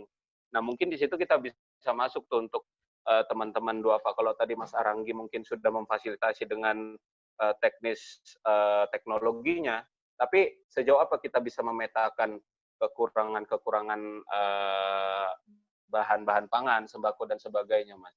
Itu pertanyaan saya. Terima kasih, Mas Susilo dan Bu Titi. Enggak, silakan Sulis. Nanti saya bantu. Terima kasih sekali, Bang Dani. Sebetulnya, ya, satu jawaban yang saya tawarkan adalah hari ini siang nanti kita akan diskusi terkait dengan joint market assessment. Jadi bagaimana kita melakukan kajian terkait dengan situasi pasar hari ini. Nah, kalau misalkan ini kita bisa lakukan bareng-bareng, dan saya berharap Forum Zakat juga interest, karena kemarin yang respon banjir Jakarta katanya juga interest, namun belakangan datanya juga tidak masuk, ya. Mungkin ini juga akan bisa membantu juga. Persis yang tadi jenengan sampaikan bahwa pasti akan ada tren kapan sih kebutuhan itu atau permintaan itu sangat tinggi dan kapan sebetulnya permintaan itu biasa atau berkurang, ya. Jadi sebetulnya dengan pemetaan pasar itu akan membantu memastikan di sana. Itu yang pertama. Yang kedua sebetulnya kalau soal untuk data ini sebetulnya teman-teman saya nggak tahu apa sudah terkoneksi dengan Kemensos. Nanti mohon jika di sesi ini ada teman-teman Kemensos yang memiliki informasinya bisa melengkapi. Tapi saya membayangkan sebetulnya contohnya ini tadi kan jelas beras, ya. Itu menjadi salah satu item yang bisa dibeli oleh masyarakat melalui skema bantuan pangan non tunai dari pemerintah. Nah, menurut saya kalau misalkan ini mereka kan belanjanya sudah jelas di e-warung, dan e-warung itu harus terregister di dinas sosial setempat, sehingga sebetulnya kalau misalkan terkait dengan mengakses pasar, teman-teman bisa mengakses data dari Kemensos misalkan terkait dengan e-warungnya itu siapa saja sih, warungnya siapa saja sih, ada di mana saja sih, kemudian kebutuhannya berapa sih. Nah, menurut saya kan ini sebenarnya tadi yang disebut sebagai multiplier effect gitu. Jadi masyarakat akan menerima bantuan non tunai, dia akan belanja ke e-warung, e-warungnya butuh supply stoknya. Nah, ternyata teman-teman ada juga yang punya supply stoknya, ada mengorganisir beberapa petani dan mau panen, ada di beberapa titik. Menurut saya ini kan sebuah peluang untuk bisa saling berkolaborasi, untuk bisa saling terhubung. Itu mungkin sedikit informasi dari saya, Mas Dani. Dan itu juga tadi misalkan dengan duit HP bisa terkoneksi, skemanya akan lebih bagus lagi. Tapi mohon maaf sebelum teman-teman menambahkan yang soal itu, mohon maaf saya karena barusan teringat juga ini terkait dengan tadi yang Mas Andris yang tidak puas tadi, salah satunya juga ini nanti juga jadi PR, itu adalah terkait dengan layanan perbankannya, Mas Andris. Jadi waktu itu ada beberapa titik yang banknya datangnya telat, janjiannya jam 9, datangnya jam 1. Gitu. Ya karena terkait dengan akses dan lain sebagainya. Sehingga mungkin ke depan juga jadi PR. Mereka harus nunggu sekian jam hanya untuk mendapatkan bantuan. Kira-kira itu tambahannya. Saya kembalikan ke Mbak Titi. Terima kasih. Teman-teman, diskusi Kelasnas perlindungan dan pengungsian minggu lalu itu kita bisa mendapatkan Ibu Keke dan Ibu Wiwik dari Kemensos. Diskusi minggu lalu mengatakan bahwa mereka dalam hal ini adalah PKH, ya, program Keluarga Harapan. Jadi data itu ada di PKH. Kalaupun misalnya ada tambahan, maka perlu disampaikan lewat dinas sosial setempat untuk naik ke atas. Nah, diskusi minggu lalu juga membicarakan bagaimana kalau kemudian teman-teman mendapatkan data dari pihak-pihak, dari kelompok yang memang sangat membutuhkan tapi belum masuk ke dalam data. Kami akan mencoba membuat pertemuan dengan Pusdatinmasnya Kemensos dalam hal pendataan. Kemudian yang kedua, kami juga sedang mencoba untuk membuat diskusi virtual dengan dinas sosial setempat. Kalau bisa seluruh Indonesia. Saya sedang akan menghubungi Pak Ian, sehingga kita bisa mendengarkan sebetulnya permasalahan mereka, apa yang bisa kita bantu, termasuk juga pertanyaan-pertanyaan mengenai BNT yang mungkin bisa kita sambungkan juga dengan pertemuan itu. Itu tambahan dari saya. Kemudian kemarin sudah ada juga Sulis yang menyampaikan keinginannya untuk ikut serta dalam Joint Market Assessment. Yang pertama adalah Basnas dan yang kedua adalah Human Initiative. Dan saya lihat di sini Mas Fikri dari Basnas sudah mengacungkan tangannya. Kita ke Mas Fikri dulu ya, Andris, baru nanti ke Andris. Silakan. Ya, terima kasih Mbak Titi. Mohon izin, Pak Sulis apa kabar? Alhamdulillah. Saya Silakan, pagi-pagi mendengar tonnya Mas Sulis ini semangat sekali nih jadinya nih. Pak Sulis, ada beberapa yang ingin saya tanyakan. Tapi sebelum saya tanyakan, ini sekedar sharing yang sudah dilakukan oleh Basnas. Ini memang ada pola distribusi logistiknya yang langsung, ada yang via ojol, ada juga yang menggunakan voucher, Mas. Kalau secara langsung ini berarti tim kami dari Basnas itu langsung mengantarkan logistiknya kepada yang kami sebut ini sebagai mustahik ya, penerima manfaatnya. Kemudian yang via ojol ini memang kita bekerja sama dengan provider ojek online. Barangnya kita pull ke mereka, nanti mereka yang akan mengirimkan ke mustahik-mustahiknya sesuai dengan hasil asesmen. Kemudian ada juga yang polanya menggunakan voucher. Voucher ini ya semacam kupon begitu, kita berikan kepada mustahik yang berada di sekitar Z-Mart. Kita ini punya program warung-warung kecil yang dibina oleh Basnas yang kita sebut sebagai Z-Mart. Z-nya itu maksudnya zakat ya. Nah, di antara pola-pola itu sebenarnya kita mengembangkan semacam sinergi seluruh program yang ada di Basnas. Apa saja sinerginya? Yang pertama misalnya pengadaan beras. Pengadaan beras itu semua beras yang digunakan disuplai dari kelompok tani yang diberdayakan atau dibina oleh Basnas. Kemudian suplai-suplai barang-barang lainnya itu disuplai oleh teman-teman pedagang kecil dalam program Z-Mart. Nah, kita ini hanya mengumpulkannya, dikemas dalam satu kontainer begitu. Apakah ini juga bisa kita sebut sebagai pola-pola yang memang dijadikan praktik baik begitu? Karena tadi saya sempat mendengarkan penjelasan Pak Sulis bagaimana efek snowball-nya yang saya kira cukup bagus ya. Pedagang kecil, kemudian ke agen kemudian ke produsen atau pasar-pasar besar dan seterusnya. Nah itu sedikit sharing apa yang sudah dilakukan oleh Basnas. Nah berikutnya pertanyaan ini Pak Sulis.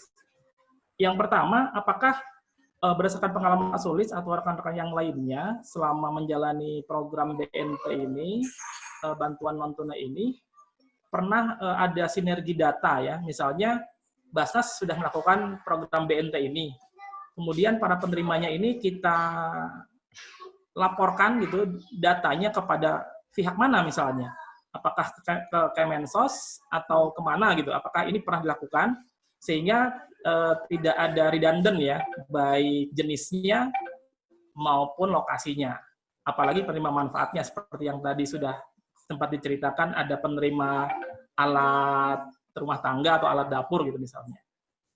Yang kedua, berdasarkan pengalaman Pak Sulis, kira-kira apa ya kelebihan dan kekurangan antara cash for work dengan bantuan non tunai ini?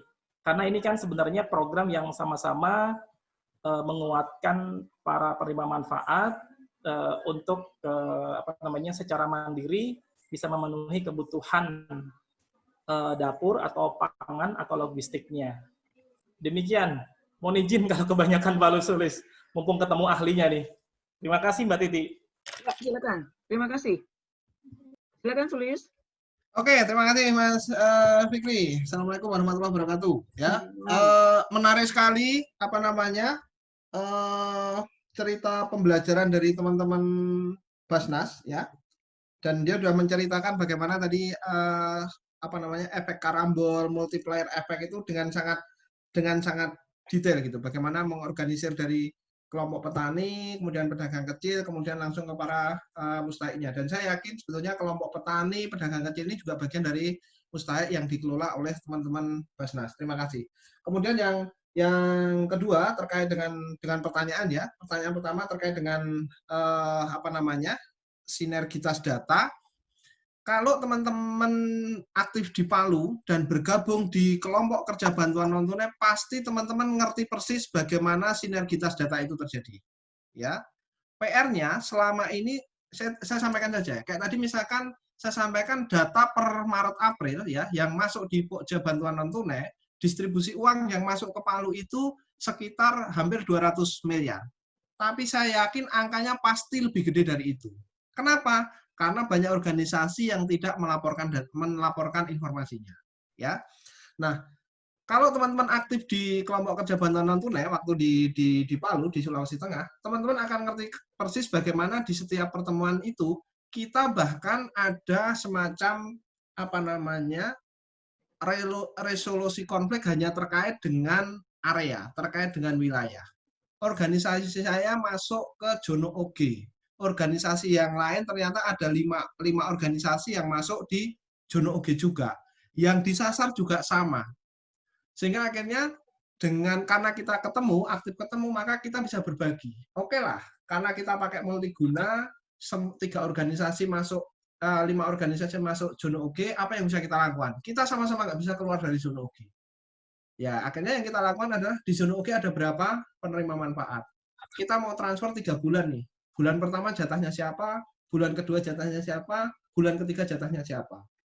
Ya, kemudian aku cuma bisa mengcover 100, padahal targetnya ternyata di situ ada 900. Oke lah, berarti yang 800 kita bagi-bagi lagi. Itu adalah ruang diskusi yang terjadi di kelompok kerja bantuan non tunai, Mas. Sehingga sebetulnya data itu pasti ada. Ya, hanya memang ada PR terkait dengan data ini, bagaimana kemudian data ini bisa terkoneksi dengan datanya pemerintah. Kalau teman-teman ingat kejadian di Palu di bulan Mei kah atau ya sekitar awal Mei baru ketahuan bahwa ternyata ya pemerintah Provinsi Sulawesi Tengah juga syok karena ada, nanti bisa dikonfirmasi, bisa cek ke Pak Rizal Dukcapil, ada penambahan jumlah penduduk itu 70.000 angka. Kenapa? Karena datanya pemerintah, masyarakat di Palu Sigi Donggala itu yang harusnya yang menjadi penerima manfaat untuk program bencana itu ada angka berapa, ternyata ada kelebihan sekitar 70.000. Ya. Apakah benar kemudian datanya itu benar-benar bertambah 70.000? Memang ada penambahan, tapi juga angkanya tidak sebesar itu. Setelah kita ada saling mencocokkan data, informasi, harus melihat lagi satu persatu si organisasi ini maksudnya, dan itu bisa terlacak dari kalau dulu teman-teman UNOCHA kemudian dilanjutkan UNDP mendesain dengan metrik 5W. Itulah sebetulnya kenapa Mbak Titi sekarang juga agak kenceng bersuara, tolong teman-teman mengisi metrik 3W atau metrik 5W, karena sebenarnya kepentingannya adalah ngomongin soal data itu tadi. Ya. Itu sebenarnya yang terjadi. Kemudian yang kedua, nanti teman-teman boleh menambahkan, Mbak Titi juga boleh menambahkan terkait dengan data. Tapi pengalamannya adalah itu. Ya, kalau teman-teman mau konsolidasi data, mau sinergi data, tolong form 5W atau form 3W-nya diisi sesuai dengan apa yang dilakukan.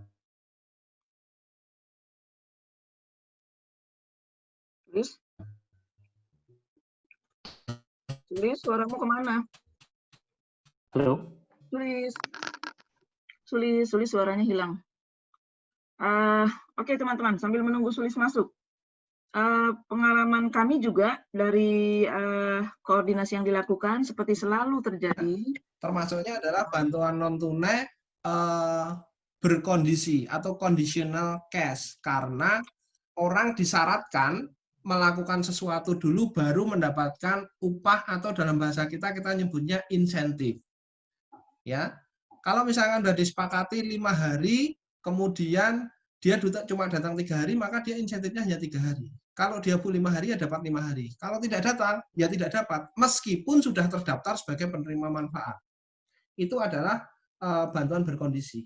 Nah, sedikit sekalian karena Bang Fikri menanyakan, dan kemarin sempat cukup banyak pertanyaan terkait dengan skema padat karya, karena setahu saya, mohon nanti kalau keliru dikoreksi, teman-teman Basnas melakukan cash for work untuk COVID-19 ini. Dan yang diberdayakan adalah tukang ojek online. Nah, ini yang harus dikonfirmasi ulang, Bang. Bagaimana teman-teman Basnas menentukan kriterianya? Karena cash for work atau padat karya, namanya saja padat karya. Jadi ini adalah sebuah skema yang sifatnya masif tenaga kerja gitu, ya. Kemudian idealnya kalau ngomongin cash for work atau padat karya, teman-teman juga ingat di Palu atau di daerah lain, kita selalu ngomongnya adalah blanket. Sebetulnya semua masyarakat bisa berpartisipasi. Kemudian juga ngomongin padat karya, mesti ngomongin juga kearifan lokal. Kita mendorong skema gotong royong dan lain sebagainya untuk pabrik fasilitas dan lain sebagainya. Nah, kriteria itu terpenuhi atau tidak. Kemudian harus ada, kalau standarnya ILO harus ada alat pelindung diri, ya, APD disediakan atau tidak, asuransinya bagaimana, terjamin atau tidak. Nah, hal-hal semacam ini yang menjadi pertanyaan, catatan yang harus dijawab bersama-sama. Apalagi situasinya sekarang. Kalau disebut cash for work atau padat karya kan masif. Sementara di sisi lain kita juga dikenai himbauan social distancing, physical distancing. Jadi hal-hal semacam ini yang harus dipikirkan teman-teman ketika bicara padat karya atau cash for work. Karena modalitas untuk bantuan non tunai itu ada sangat banyak, ada sangat beragam, ya. Mungkin itu Bang Fikri dan teman-teman sedikit penjelasan dari saya. Terima kasih. Terima kasih Sulis. Berikutnya Andres dari tadi tunjuk tangan. Andres dulu deh, kita sambung lagi. Silakan Andres. Habis itu Pak Fatoni lalu Marji. Silakan Andres. Terima kasih Mbak Titi. Terima kasih Mas Sulis. Saya mau nanya sedikit aja, tadi saya lupa belum nanya, sudah saya catat sebenarnya. Menarik sekali, saya sebenarnya bukan saya mengkontra atau saya tidak setuju, tapi saya sangat tertarik sehingga saya ingin menanyakan hal ini. Apakah ada dari sekian banyak beberapa pekerjaan yang terkait dengan cash for work ataupun bantuan non tunai yang sudah dilakukan, itu ada kajian khusus tentang, mungkin ada di dalam satu report, tapi yang saya tanya khusus yang melihat perubahan perilaku dari penerima manfaat. Karena ini kalau kita bicara tentang bencana, berarti apakah kemudian dihubungkan dengan tingkat ketangguhan si penerima manfaat atau masyarakat itu, apakah ada suatu nggak tahu apa garis lurus atau berbanding lurus atau bagaimana gitu. Itu yang saya ingin tanyakan sehingga kita bisa melihat kira-kira dampak kedepannya seperti apa dalam perubahan perilaku penerima manfaat. Terima kasih. Silakan Sulis. Oke, terima kasih Mas Andris, ya.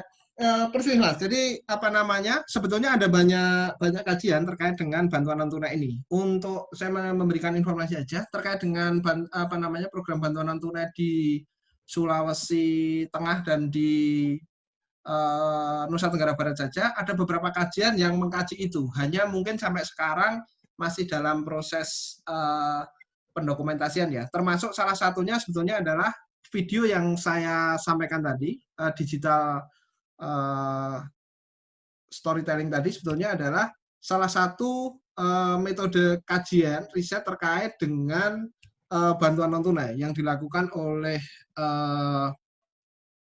UNICEF bekerjasama dengan Wahana Visi Indonesia dan CRS, tapi dikerjakan oleh konsultan Empatika. Nah, sebetulnya kemarin seminggu sebelum COVID-19 ini merebak, kami sudah mengagendakan untuk workshop terakhir di Palu karena untuk mengkonfirmasi temuan itu. Namun sayangnya keburu ada himbauan untuk social distancing dan lain sebagainya, sehingga kegiatan itu belum dilakukan. Tapi kajiannya itu sangat menarik, Mas, sangat banyak. Akan bicara soal, sebetulnya ada yang bicara tentang bantuan non tunai dan perlindungan anak, ada juga soal apa namanya bantuan non tunai, kemudian hubungannya dari semua aktor ini, bagaimana koordinasi dengan pemerintah, bagaimana peran si financial service provider dan lain sebagainya.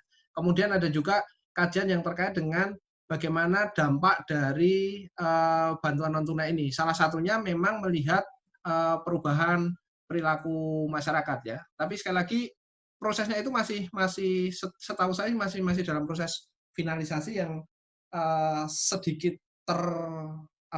tertunda karena ada COVID-19 ini. Tapi kelihatan sekali kok, Mas, perubahan-perubahan itu. Mungkin itu sekedar tambahan. Nanti saya berharap saya akan mengundang tim yang mengadakan riset itu untuk berbagi pembelajaran terkait dengan itu. Mungkin nanti kita bisa jadwalkan di sesi-sesi yang Jumat rutin jam 10 untuk pembelajaran bantuan non tunai itu di sana. Mungkin itu salah satu justru usulan agenda menarik menurut saya, Mbak Titi, yang bisa direspon. Ya, betul. Bagus sekali. Oke, nanti kita coba agar mereka bisa menyampaikan di hari Jumat ya, Sulis. Selain beberapa perkembangan yang harus kita laporkan juga di hari Jumat, seperti panduan, JME gitu ya. Minimal ada 3 agenda yang sudah kita tulis. Berikutnya Pak Fatoni. Silakan Pak Fatoni. Terima kasih Mas Sulis. Assalamualaikum warahmatullahi wabarakatuh. Waalaikumsalam. Pak Sulis dan Bu Titi, saya Muhammad Fatoni dari MDMC Kota Malang. Ya, kami ada beberapa program bekerjasama dengan Najismu, Lembaga Ambil Zakat Saudara Muhammadiyah. Di Kota Malang sendiri kita sudah ada penggalangan dana untuk donasi ya, untuk pengadaan APD untuk tim medis, penyediaan hand sanitizer, kemudian untuk penyemprotan disinfektan di masjid-masjid dan naum, kemudian edukasi warga Muhammadiyah mengenai wabah virus COVID, dan pengadaan sembako bagi warga yang terdampak COVID-19 ini. Mohon izin untuk bertanya, kami yang dari internal kan sudah ada untuk lembaga zakatnya untuk penggalangan dana. Apakah nanti bisa juga dari CSR maupun dari pemerintah maupun dari luar negeri? Karena kami kan di region di Malang ya, yang merupakan zona merah ya. Nasional maupun regional ini adalah zona merah di Kota Malang. Mohon izin bertanya, kalau misalnya di internal kami sendiri kan kami mudah untuk menyalurkan, sedangkan kalau misalnya dari pemerintah, katakanlah dari anggaran seperti anggaran APBDes, itu ada beberapa desa itu menganggarkan sekitar antara 15 sampai 30 juta. Apakah kami bisa menyalurkan seperti itu? Nah, kalau menyalurannya dengan dana non tunai itu bagaimana? Kemudian kalau dari CSR, kalau CSR biasanya dengan berupa barang ya, berupa barang yang bisa dikirimkan ke misalnya APD untuk rumah sakit dan sebagainya. Nah, kami yang kalau dari perusahaan-perusahaan itu bagaimana untuk pertanggungjawabannya, dan juga kalau misalnya ada dana donasi dari luar negeri misalnya katakanlah dari Dubai umpamanya ya, mengirimkan ke kami, bagaimana untuk pertanggungjawabannya, sehingga nanti dengan dana non tunai maupun tunai ini bisa saling sinergi. Begitu Pak Sulis maupun Bu Titi. Terima kasih. Mas Sulis? Sulis? Ya. Bisa jawab nggak? Ya, oke, terima kasih Pak Tony. Saya mungkin tidak akan menjawab semuanya dan memuaskan Pak Tony ya, karena beberapa hal itu sebenarnya terkait dengan bagaimana organisasi antara organisasi untuk mendiskusikannya. Tapi saya berbicara hal-hal yang sifatnya generik saja. Pertama terkait dengan penyaluran bantuan dengan skema bantuan non tunai, sebenarnya sumber duitnya mau dari manapun ya sah-sah saja, bisa-bisa saja. Terkait dengan modalitasnya, pilihannya ya seperti yang tadi saya sampaikan, selembar tadi ada sekian banyak. kami juga punya pengalaman mengelola duit CSR. Awalnya CSR itu benar, memang dia lebih suka in kind ya, sudah punya paket barang yang memang harus didistribusikan. Jadi seolah-olah kita itu hanya menjadi tukang distribusi saja. Tapi pelan-pelan kita kan juga harus mengedukasi mereka, menyampaikan bahwa bantuan non tunai itu seperti ini, kelebihannya seperti ini, dan lain sebagainya, kebutuhan masyarakat itu seperti apa. Kemudian kita juga minta, dalam tanda kutip saya menyebutnya surat sakti sih, kami sangat terbiasa minta surat-surat sakti dari pemerintah, pengalaman di Sulawesi ya, baik surat dari dinas sosial, dari pemerintah provinsi, yang menyatakan bahwa kebutuhan masyarakat itu seperti ini gitu. Nah, CSR perusahaan itu biasanya agak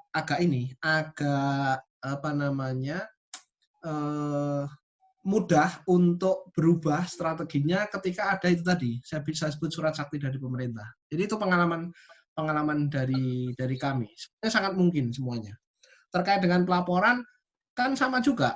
Ketika teman-teman menerima dana atau barang dari manapun kan tetap juga ada skema pertanggungjawaban yang harus dilakukan. Ke donor salah satunya, ke masyarakat yang kedua, internal juga harus dilakukan.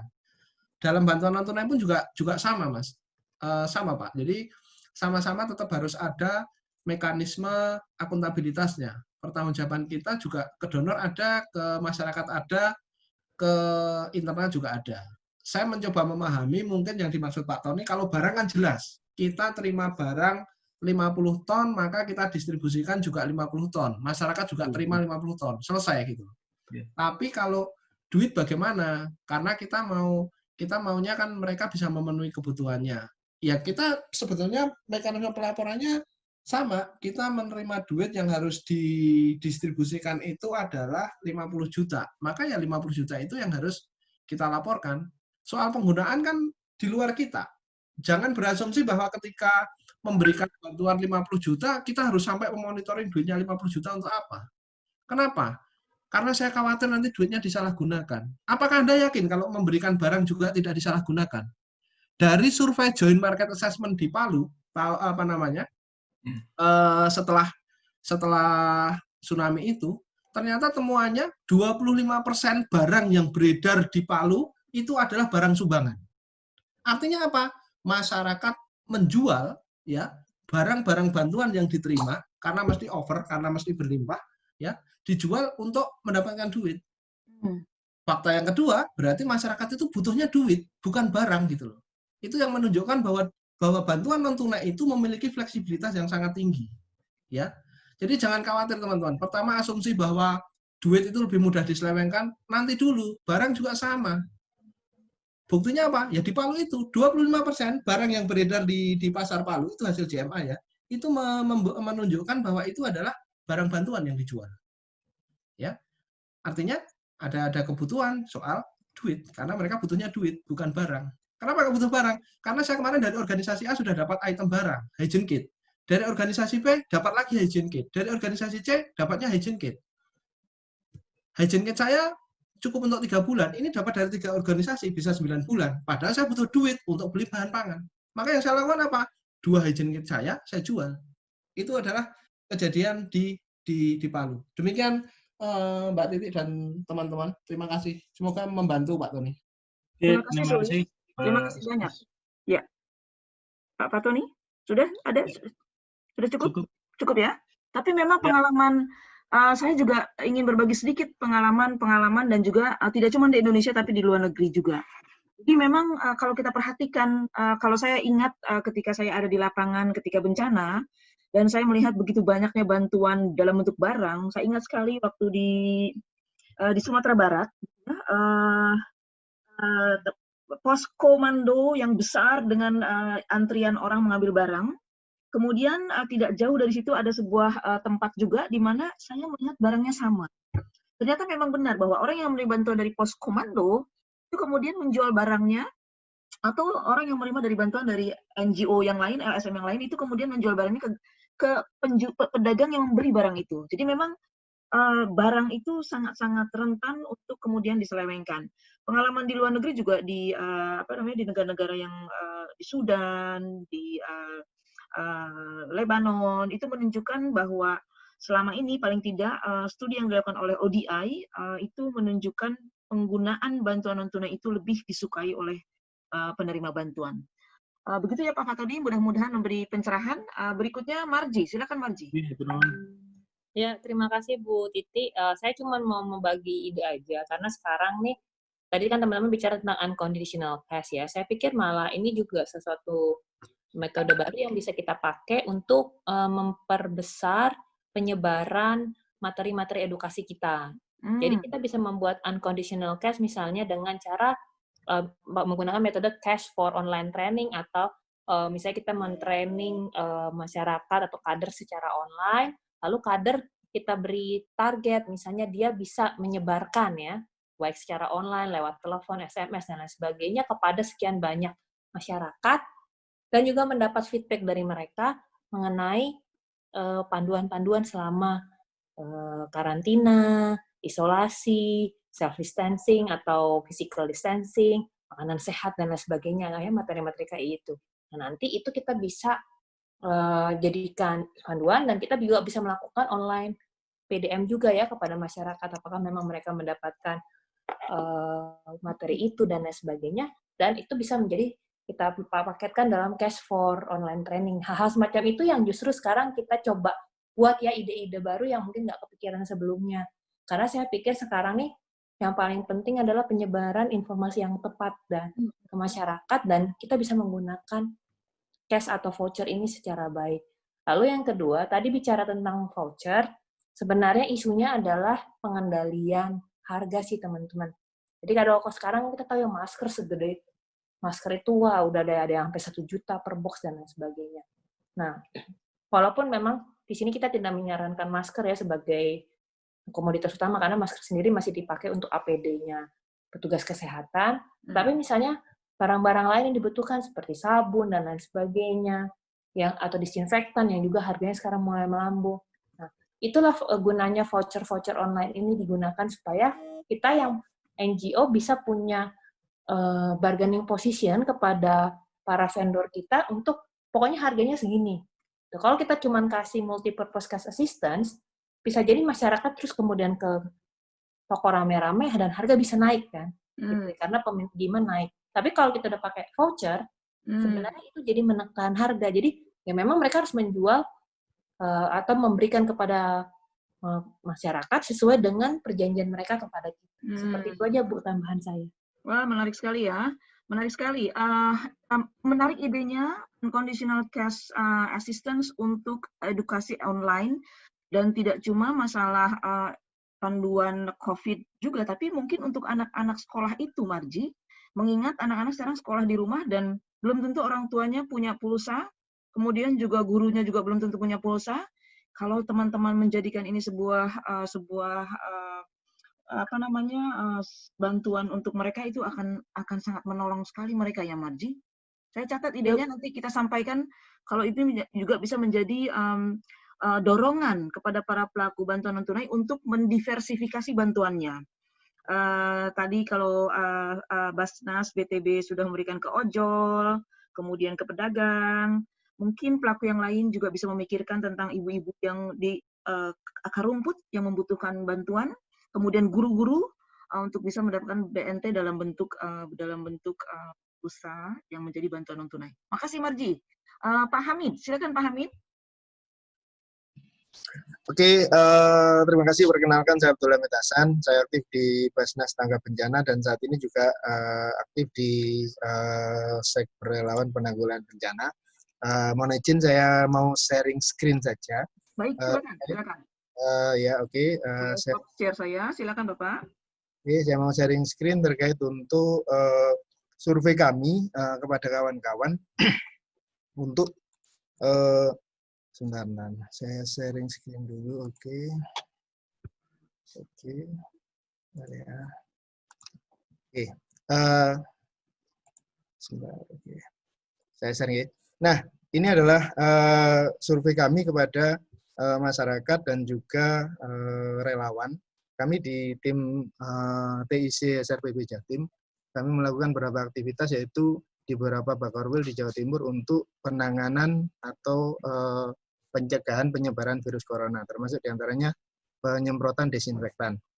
Nah, kami melihat ketika kemudian ada lokal lockdown atau karantina wilayah, yang terjadi ada beberapa kelompok masyarakat yang rentan secara ekonomi, dan itu mungkin bisa diselesaikan dengan program yang terstruktur, bantuan tunai tetapi tidak masif seperti ketika kejadian bencana pada umumnya. Semua berbondong-bondong bawa bantuan, tetapi bisa lebih spesifik lagi, misalnya ada lumbung pangan atau sejenisnya yang kemudian disinergikan dengan pedagang-pedagang lokal. Oke, kita lihat data, kita ngomong data saja. Dari 475 responden kami, itu usia rentannya di sekitar 30%, 25 tambah 8%. Oke, usia 40 sampai di atas 50.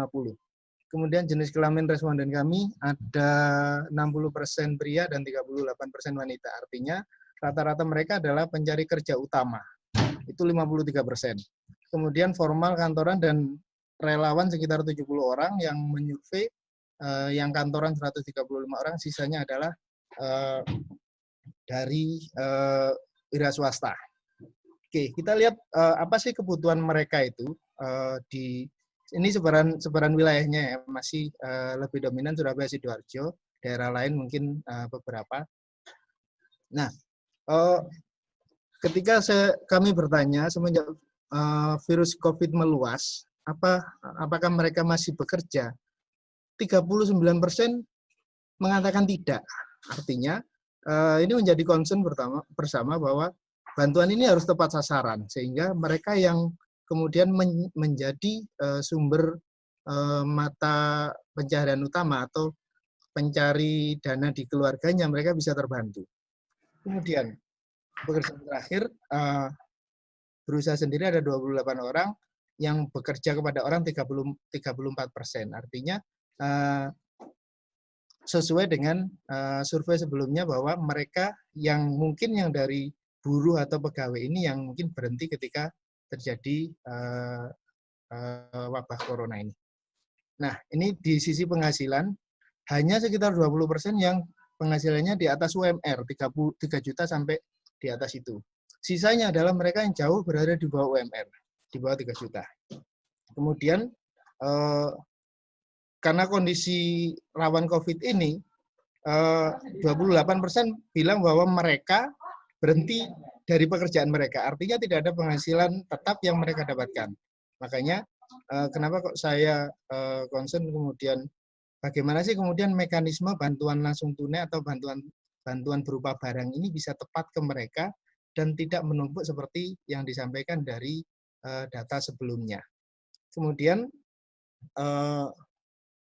ini data dari terhadap pekerjaan mereka, 21% yang mungkin mereka juga dari penghasilan utama mereka itu dari wira swasta, mungkin mereka masih bekerja tetapi dari rumah. Sisanya bermacam-macam, kadang keluar rumah dan lain-lain. Nah, mungkin kami bisa sampaikan kepada kawan-kawan di pusat, bagaimana kemudian membuat skema atau pola yang bantuan apakah itu tunai ataukah berupa barang yang kemudian bisa disinergikan dengan pedagang-pedagang sekitar yang terkoordinasi, artinya yang mereka mendaftar mungkin misalnya sebagai lumbung pangan atau seperti apa skemanya. Mungkin mirip seperti Bulog itu kan ada rumah pangan kita atau apa. Nah, itu yang kemudian diintensifkan sehingga bantuan berupa bahan atau bantuan berupa uang bisa tepat sasaran. Itu kira-kira yang kami sampaikan. Monggo silakan nanti dari ini beberapa barang yang banyak dicari oleh orang-orang. Ini kita by data saja, bukan kawan-kawan saya, ini 400 orang ini kita sebar se-Jawa Timur dan ada dari luar Jawa. Baik, mereka banyak menyebut sayur, gula, dan lain-lain yang mahal. Nah, ini yang harus kita mungkin kita sinkronkan dengan program dari pusat. Sekian Bu, terima kasih waktunya. Terima kasih banyak Pak Hamid, menarik sekali. Saya cuman ini aja Mbak Titi, coba nyambung-nyambungin dengan beberapa inisiatif yang mungkin juga sudah digagas pemerintah. Kemensos lewat PKH, Jaduk yang sifatnya, dan teman-teman juga yang lewat BNT mungkin yang sifatnya unconditional. Kita juga perlu memikirkan nanti sinkronisasinya dengan insentif atau stimulus yang diberikan pemerintah yang sifatnya kondisional. Karena tentunya kan nanti di level operasional semua akan menargetkan komunitas masyarakatnya. Ini kan perlu agak sedikit disinkronkan, nanti pemilihan beneficiaries-nya seperti apa, kriterianya nanti seperti apa. Karena gini, teman-teman mungkin udah tahu juga kalau Kementerian Pembangunan Desa, Kemendes juga sudah mengeluarkan surat edaran untuk kegiatan padat karya tunai desa PKTD. Ini saya juga kita nanti perlu mungkin duduk sama-sama juga dengan sekaligus diskusi bagaimana ini menyambungkannya, karena ada yang sifatnya kondisional, ada yang sifatnya unconditional. Tentunya kan at the end of the day masyarakat sebagai penerima kemudian pasti mereka akan membandingkan dan memilih preferensinya yang kemana gitu loh. Kalau bisa unconditional, ngapain harus kondisional gitu kan. Nah ini yang saya cuma memikirkan itu aja, nanti ya implikasinya seperti apa. Ya, itu aja Mbak Titi. Berikutnya Pak Rima, silakan Pak Rima. Habis Pak Rima, Bapak Fatoni, silakan. Pak Rima. Oke. Silakan. Ya, oke. Kebetulan tadi yang saya mau tanyakan itu kurang lebih mirip dengan pertanyaan yang diajukan oleh Pak Cisto. Tapi saya berpikir begini, terutama soal kriteria dan kerentanan yang baru tercipta, apalagi kita pada akhirnya kan akan menyalurkan ke beneficiaries dalam segala bentuk yang mungkin. Saya membayangkan, karena hari ini kita bicara tentang bantuan non-tunai, kemudian juga Mas Sulis juga sepertinya mencoba mengkombinasikannya dengan joint market assessment. Saya membayangkan apakah tidak menjadi lebih sempurna jika ini juga dibarengi dengan semacam analisis kerentanan baru begitu. Ini dalam artian semacam dampak ekonomi atau dampak pada livelihood dari pandemik ini, agar kita bisa dapat gambaran real sebenarnya profesi seperti apa saja yang katakanlah misalnya terputus aksesnya langsung terhadap pendapatan dari COVID ini, yang ini kemudian bisa kita jadikan semacam dasar bagi pembangunan kriteria atau kategorisasi penerima bantuan ke depan. Mungkin begitu gambaran kasar sementara. Saya mencoba mendevelop narasi yang lebih baik, tapi sepertinya masih agak buntu. Jadi kurang lebih begitu gambarannya. Oke, itu saja. Terima kasih. Mengenai mungkin Sulis, sebelum ke Sulis, saya ke Cisto dulu, karena Cisto sendiri punya ide yang saya pikir akan menarik sekali dikaitkan dengan apa yang Pak Rima sampaikan. Cisto, silakan jelaskan apa yang sedang dalam upaya dilakukan. Silakan. Apakah Cisto masih ada? Oke, baik. Kalau Cisto sudah tidak ada, Andris? Baik, Andris? Karena mungkin saya akan coba bantu ya Pak Rima. Jadi gini, dalam diskusi minggu lalu, Cisto mengatakan memang UNDP itu sedang dalam proses untuk bersama-sama bersinergi dengan teman-teman dan juga kementerian untuk melakukan asesmen dampak sosial ekonomi dari pandemik ini. Tetapi saya mencoba melihat sementara itu dengan joint market assessment kita berharap kita mendapatkan gambaran secepatnya apa yang terjadi di masyarakat dan bantuan apa yang bisa kita lakukan.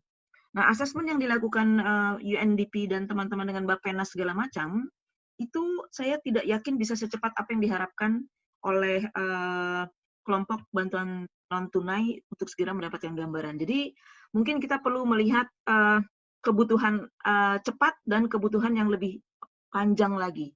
Saya persilakan Sulis untuk mencoba menambahkan informasi ataupun juga pandangan. Silakan Sulis. Baik, terima kasih Mbak Titi. Teman-teman semuanya, terima kasih Pak Rima, terima kasih juga Bang Sisto atas komentarnya. Teman-teman, kalau teman-teman ingat, sejak Jumat pertama kita berkoordinasi, saya selalu menyampaikan bahwa penting untuk pertama mendengar update dari pemerintah. Ya, dan kita selalu memposisikan dalam diskusi Pokja bantuan non tunai, itu pemerintah selalu mengawali membuka acara dengan menyampaikan update. Kenapa? Karena itu menjadi penting untuk memastikan bahwa program yang kita desain dari organisasi-organisasi non-pemerintah ini akan bersinergi selaras dengan pemerintah. Ya. Dan hari ini saya sebetulnya tidak terlalu khawatir. Sekali lagi dengan pembelajaran Sulawesi Tengah sudah menunjukkan itu. Kenapa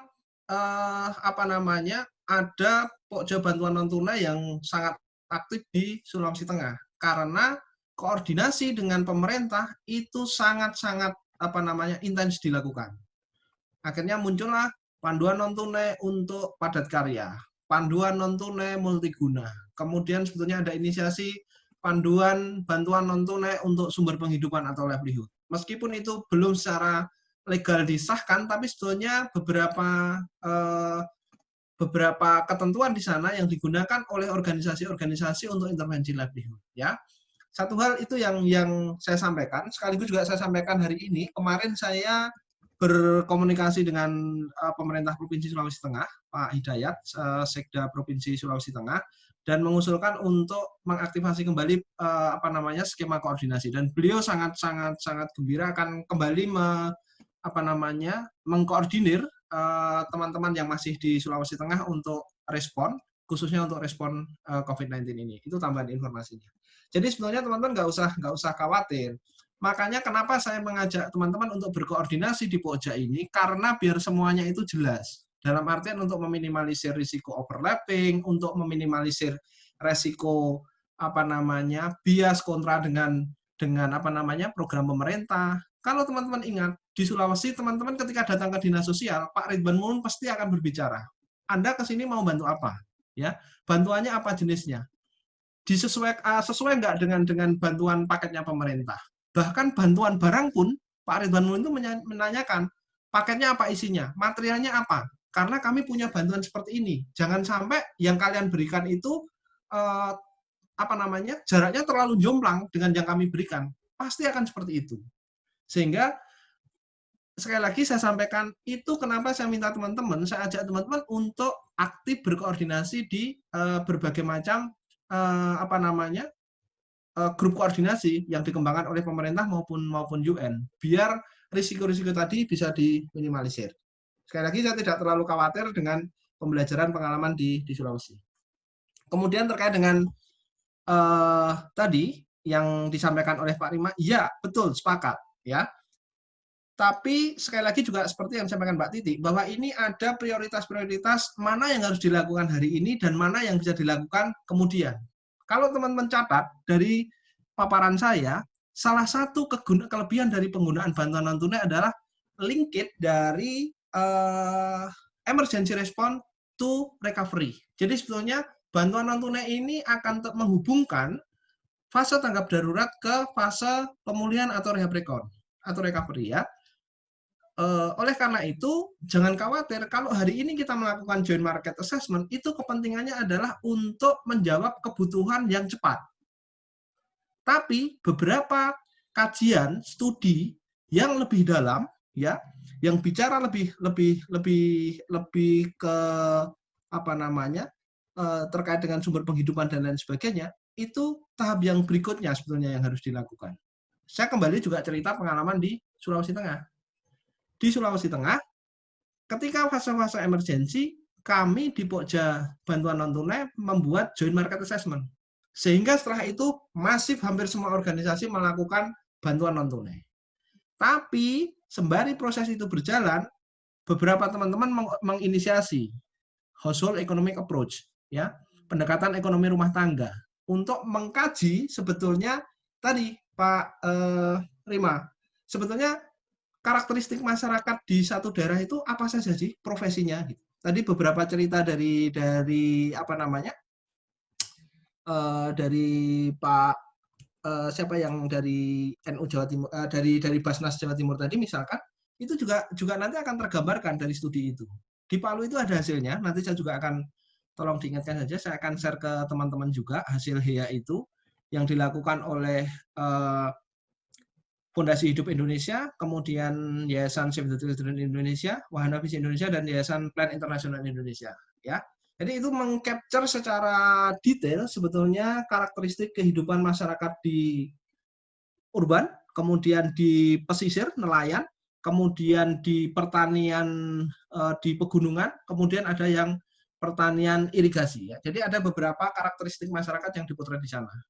Itu sebetulnya akan membantu kita untuk intervensi terkait dengan sumber penghidupan tadi. Ya, jadi jangan terlalu khawatir teman-teman. Makanya penting menurut saya pertemuan-pertemuan semacam ini adalah untuk merekam ide-ide yang keluar kemudian nanti berbagi peran. Siapa yang bisa melakukan itu? Siapa yang lead? Siapa yang terlibat? Kira-kira seperti itu. Mungkin demikian Mbak Titik tambahan dari saya. Terima kasih. Terima kasih banyak Sulis. Berikutnya Pak Faton. Pak Faton masih akan menyampaikan pendapatnya. Silakan Pak Faton. Pak Faton. Halo, iya. Silakan Pak. Baik, terima kasih Bu Titi tadi menyikapi yang dari permasalahan tadi. Ini ada yang masalah yang lebih urgent lagi. Ketika di pemerintah daerah, provinsi, itu lebih banyak menganggarkan untuk penanganan COVID ini adalah dengan penyemprotan disinfektan dan juga chamber yang saya kira ini cost-nya lebih tinggi ya. Dan efektivitasnya belum tentu efektif ya, untuk memutus rantai penularan COVID seperti itu. Kalau dilihat dari berbagai jurnal dari WHO, Lancet dan sebagainya, bahkan dari IPB, ITS, mereka tidak menyarankan untuk dilakukan penyemprotan disinfektan. Nah, harapan kami dari dana anggaran yang penyemprotan disinfektan yang semakin masif hampir tiap minggu ada, itu bisa digunakan untuk masyarakat yang menengah ke bawah yang dengan pembatasan sosial ini berdampak sekali.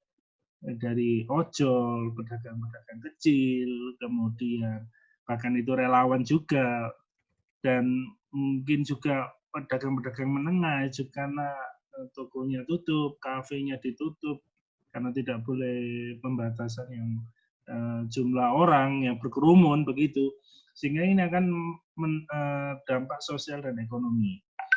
Itu yang tidak secara langsung. Ada yang secara langsung, misalnya keluarga yang dengan OPD maupun PPD bahkan positif dengan COVID.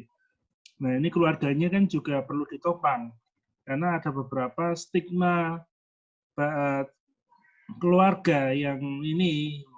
Contoh aja di Malang ada stigma sehingga keluarganya dimusikan seperti itu. Nah, itu kan menambah masalah yang baru.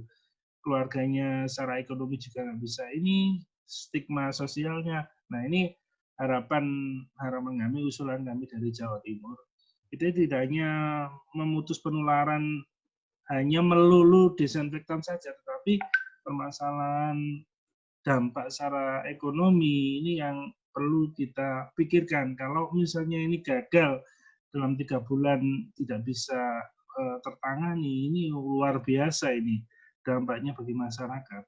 Kita lihat di India. Seperti itu sampai chaos dan sebagainya. Mungkin itu mohon petunjuk dari Bu Titik maupun dari Pak Sulis. Terima kasih. Terima kasih Pak Faton. Saya mencatat dan memang ya saya yakin bahwa ini juga menjadi pertimbangan para pemegang kebijakan di Indonesia. Tetapi sebagai sebuah kelompok yang bisa kami lakukan adalah menyampaikan apa yang kita diskusikan hari ini. Yang biasa kami lakukan adalah membuat catatan singkat yang kami sampaikan kepada staf khusus Presiden, kemudian kepada Pak Nelwan dari Kemenko PMK, tentunya juga kepada Kemensos yang saat ini juga mereka juga melakukan PKH. Jadi kita akan salurkan kepada mereka yang memang membuat keputusan di negara ini ya Pak ya. Dari sisi Pokja itu yang kami bisa lakukan. Tetapi dari sisi teman-teman yang di lapangan, usul saya adalah kalau Bapak punya hubungan yang sangat baik dengan pemerintah daerah, dengan gugus tugas, maka pemikiran-pemikiran seperti itu perlu banyak disampaikan kepada mereka. Karena memang saat ini saya lihat tujuan utama dari gugus tugas itu adalah mencegah penyebaran COVID yang lebih besar. Pemahaman-pemahaman yang kemudian ternyata baru datang sesudah mereka menyemprot itu saya lihat baru belakangan. Sesudah semprot rame-rame, baru kemudian WHO mengatakan disinfektan itu agak berbahaya. Nah, jadi memang kita berkejaran dengan waktu. Saya akan mengatakan ada dua hal yang kita bisa lakukan. Pertama, sebagai Pokja, kami akan menyampaikan pemikiran Bapak, dan kalau kita pahami bahwa UNDP dengan Bappenas juga melihat dampak sosial ekonomi, saya yakin Kementerian Perekonomian juga demikian, tapi akan saya catat dan saya sampaikan pada akhir hari untuk mereka yang berwenang. Di satu sisi, teman-teman sebagai pelaku di lapangan, yang biasanya di lapangan itu lebih cepat bertemu dengan teman-teman dari OPD. Nah, sampaikan pemikiran itu, diskusikan dengan baik, dan mungkin saat ini lebih perlu banyak cara kreativitas untuk menyampaikan pendapat itu, sehingga apa yang diharapkan, yang tadi Pak Fatoni pikirkan, itu bisa juga kemudian ditampung dan dilaksanakan oleh mereka. Itu ulasan dari saya. Sulis, ada tambahan kah? Silakan. Sudah nggak ada pertanyaan ya, Mbak ya? Sudah. Sebentar, saya tanya Forum Zakat. Forum Zakat masih adakah? Masih ada tanda tangan. Kalau tidak ada, berarti kita sudah selesai ya. Baik, terima kasih banyak Sulis, sangat bermanfaat sekali. Kita juga perlu pikirkan apakah kemudian dari forum ini masih dirasa perlu untuk mendiskusikan, walaupun kita menekankan tiap hari Jumat jam 10, teman-teman akan punya juga diskusi kelompok kerja bantuan non-tunai yang secara lebih implementatif mendiskusikan apa yang dilakukan, dan kita akan selalu berupaya untuk menghadirkan pemerintah, Kemensos sebagai pengampunya terutama, dan kalaupun perlu dengan kementerian yang lain kita akan upayakan. Yang pasti Pak Nelwan dari Kemenko biasanya selalu hadir. Jika tidak ada lagi yang akan disampaikan, maka kita tutup dulu, Mas Sulis. Terima kasih banyak. Ya, sebentar Mbak Titi, saya ada sedikit misalkan ya. Teman-teman mohon maaf, saya hanya mengusulkan saja, tidak harus dijawab hari ini, tapi misalkan nanti jadi kebutuhan. Jadi kita mungkin akan membagi pertemuan kita menjadi dua. Satu yang pertemuan rutin yang hari Jumat itu memang untuk membahas update, kemudian progres bagaimana bantuan non tunai kerja-kerja teman-teman, termasuk juga update dari pemerintah dan semua stakeholder terkait ya, sehingga tidak akan bicara teknis detail di sana, tapi kemudian ada ruang untuk belajar bareng yang mungkin diinisiasi hari ini, tidak harus rutin setiap Selasa sih, nanti bisa diatur ulang ya. Iya, tapi ada satu ruang lagi yang memang khusus untuk belajar hal-hal yang sifatnya detail teknis gitu loh. Kayak misalkan tadi, teman-teman masih seolah-olah khawatir membedakan bahwa bantuan ini hanya conditional unconditional gitu.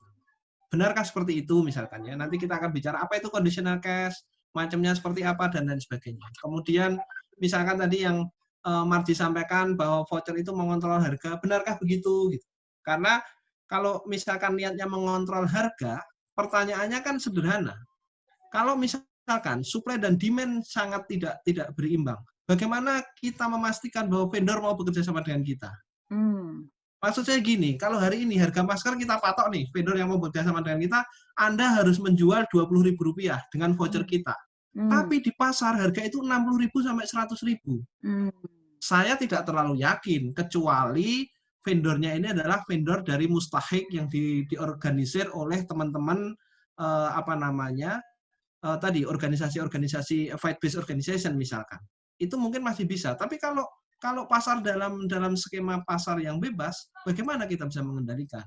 Justru hal-hal semacam ini yang mungkin akan butuh ruang khusus, tidak di hari Jumat memang sesinya, tapi mungkin di hari Selasa. Itu sekedar tambahan dari saya teman-teman, sekaligus melengkapi tadi beberapa hal yang sempat jadi diskusi menarik kita. Baik. Dan jangan lupa bahwa cash voucher programming ini bukan rumus pasti matematis ya. Artinya bahwa cash forward di Palu maka bisa dilakukan di semua tempat. Belum tentu juga.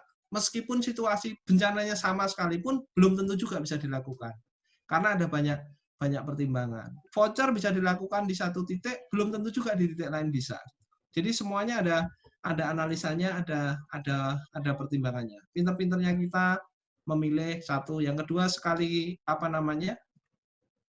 kalau teman-teman semakin banyak pengalaman menggunakan bantuan non-tunai, non tunai, teman-teman akan semakin banyak belajar dan akan mengerti sendiri bahwa ini cocoknya pakai cash forward, bahwa ini cocoknya pakai cash for training, bahwa ini cocoknya pakai voucher. Kira-kira seperti itu. Terima kasih waktunya untuk semuanya. Mohon maaf jika ada hal yang kurang berkenan.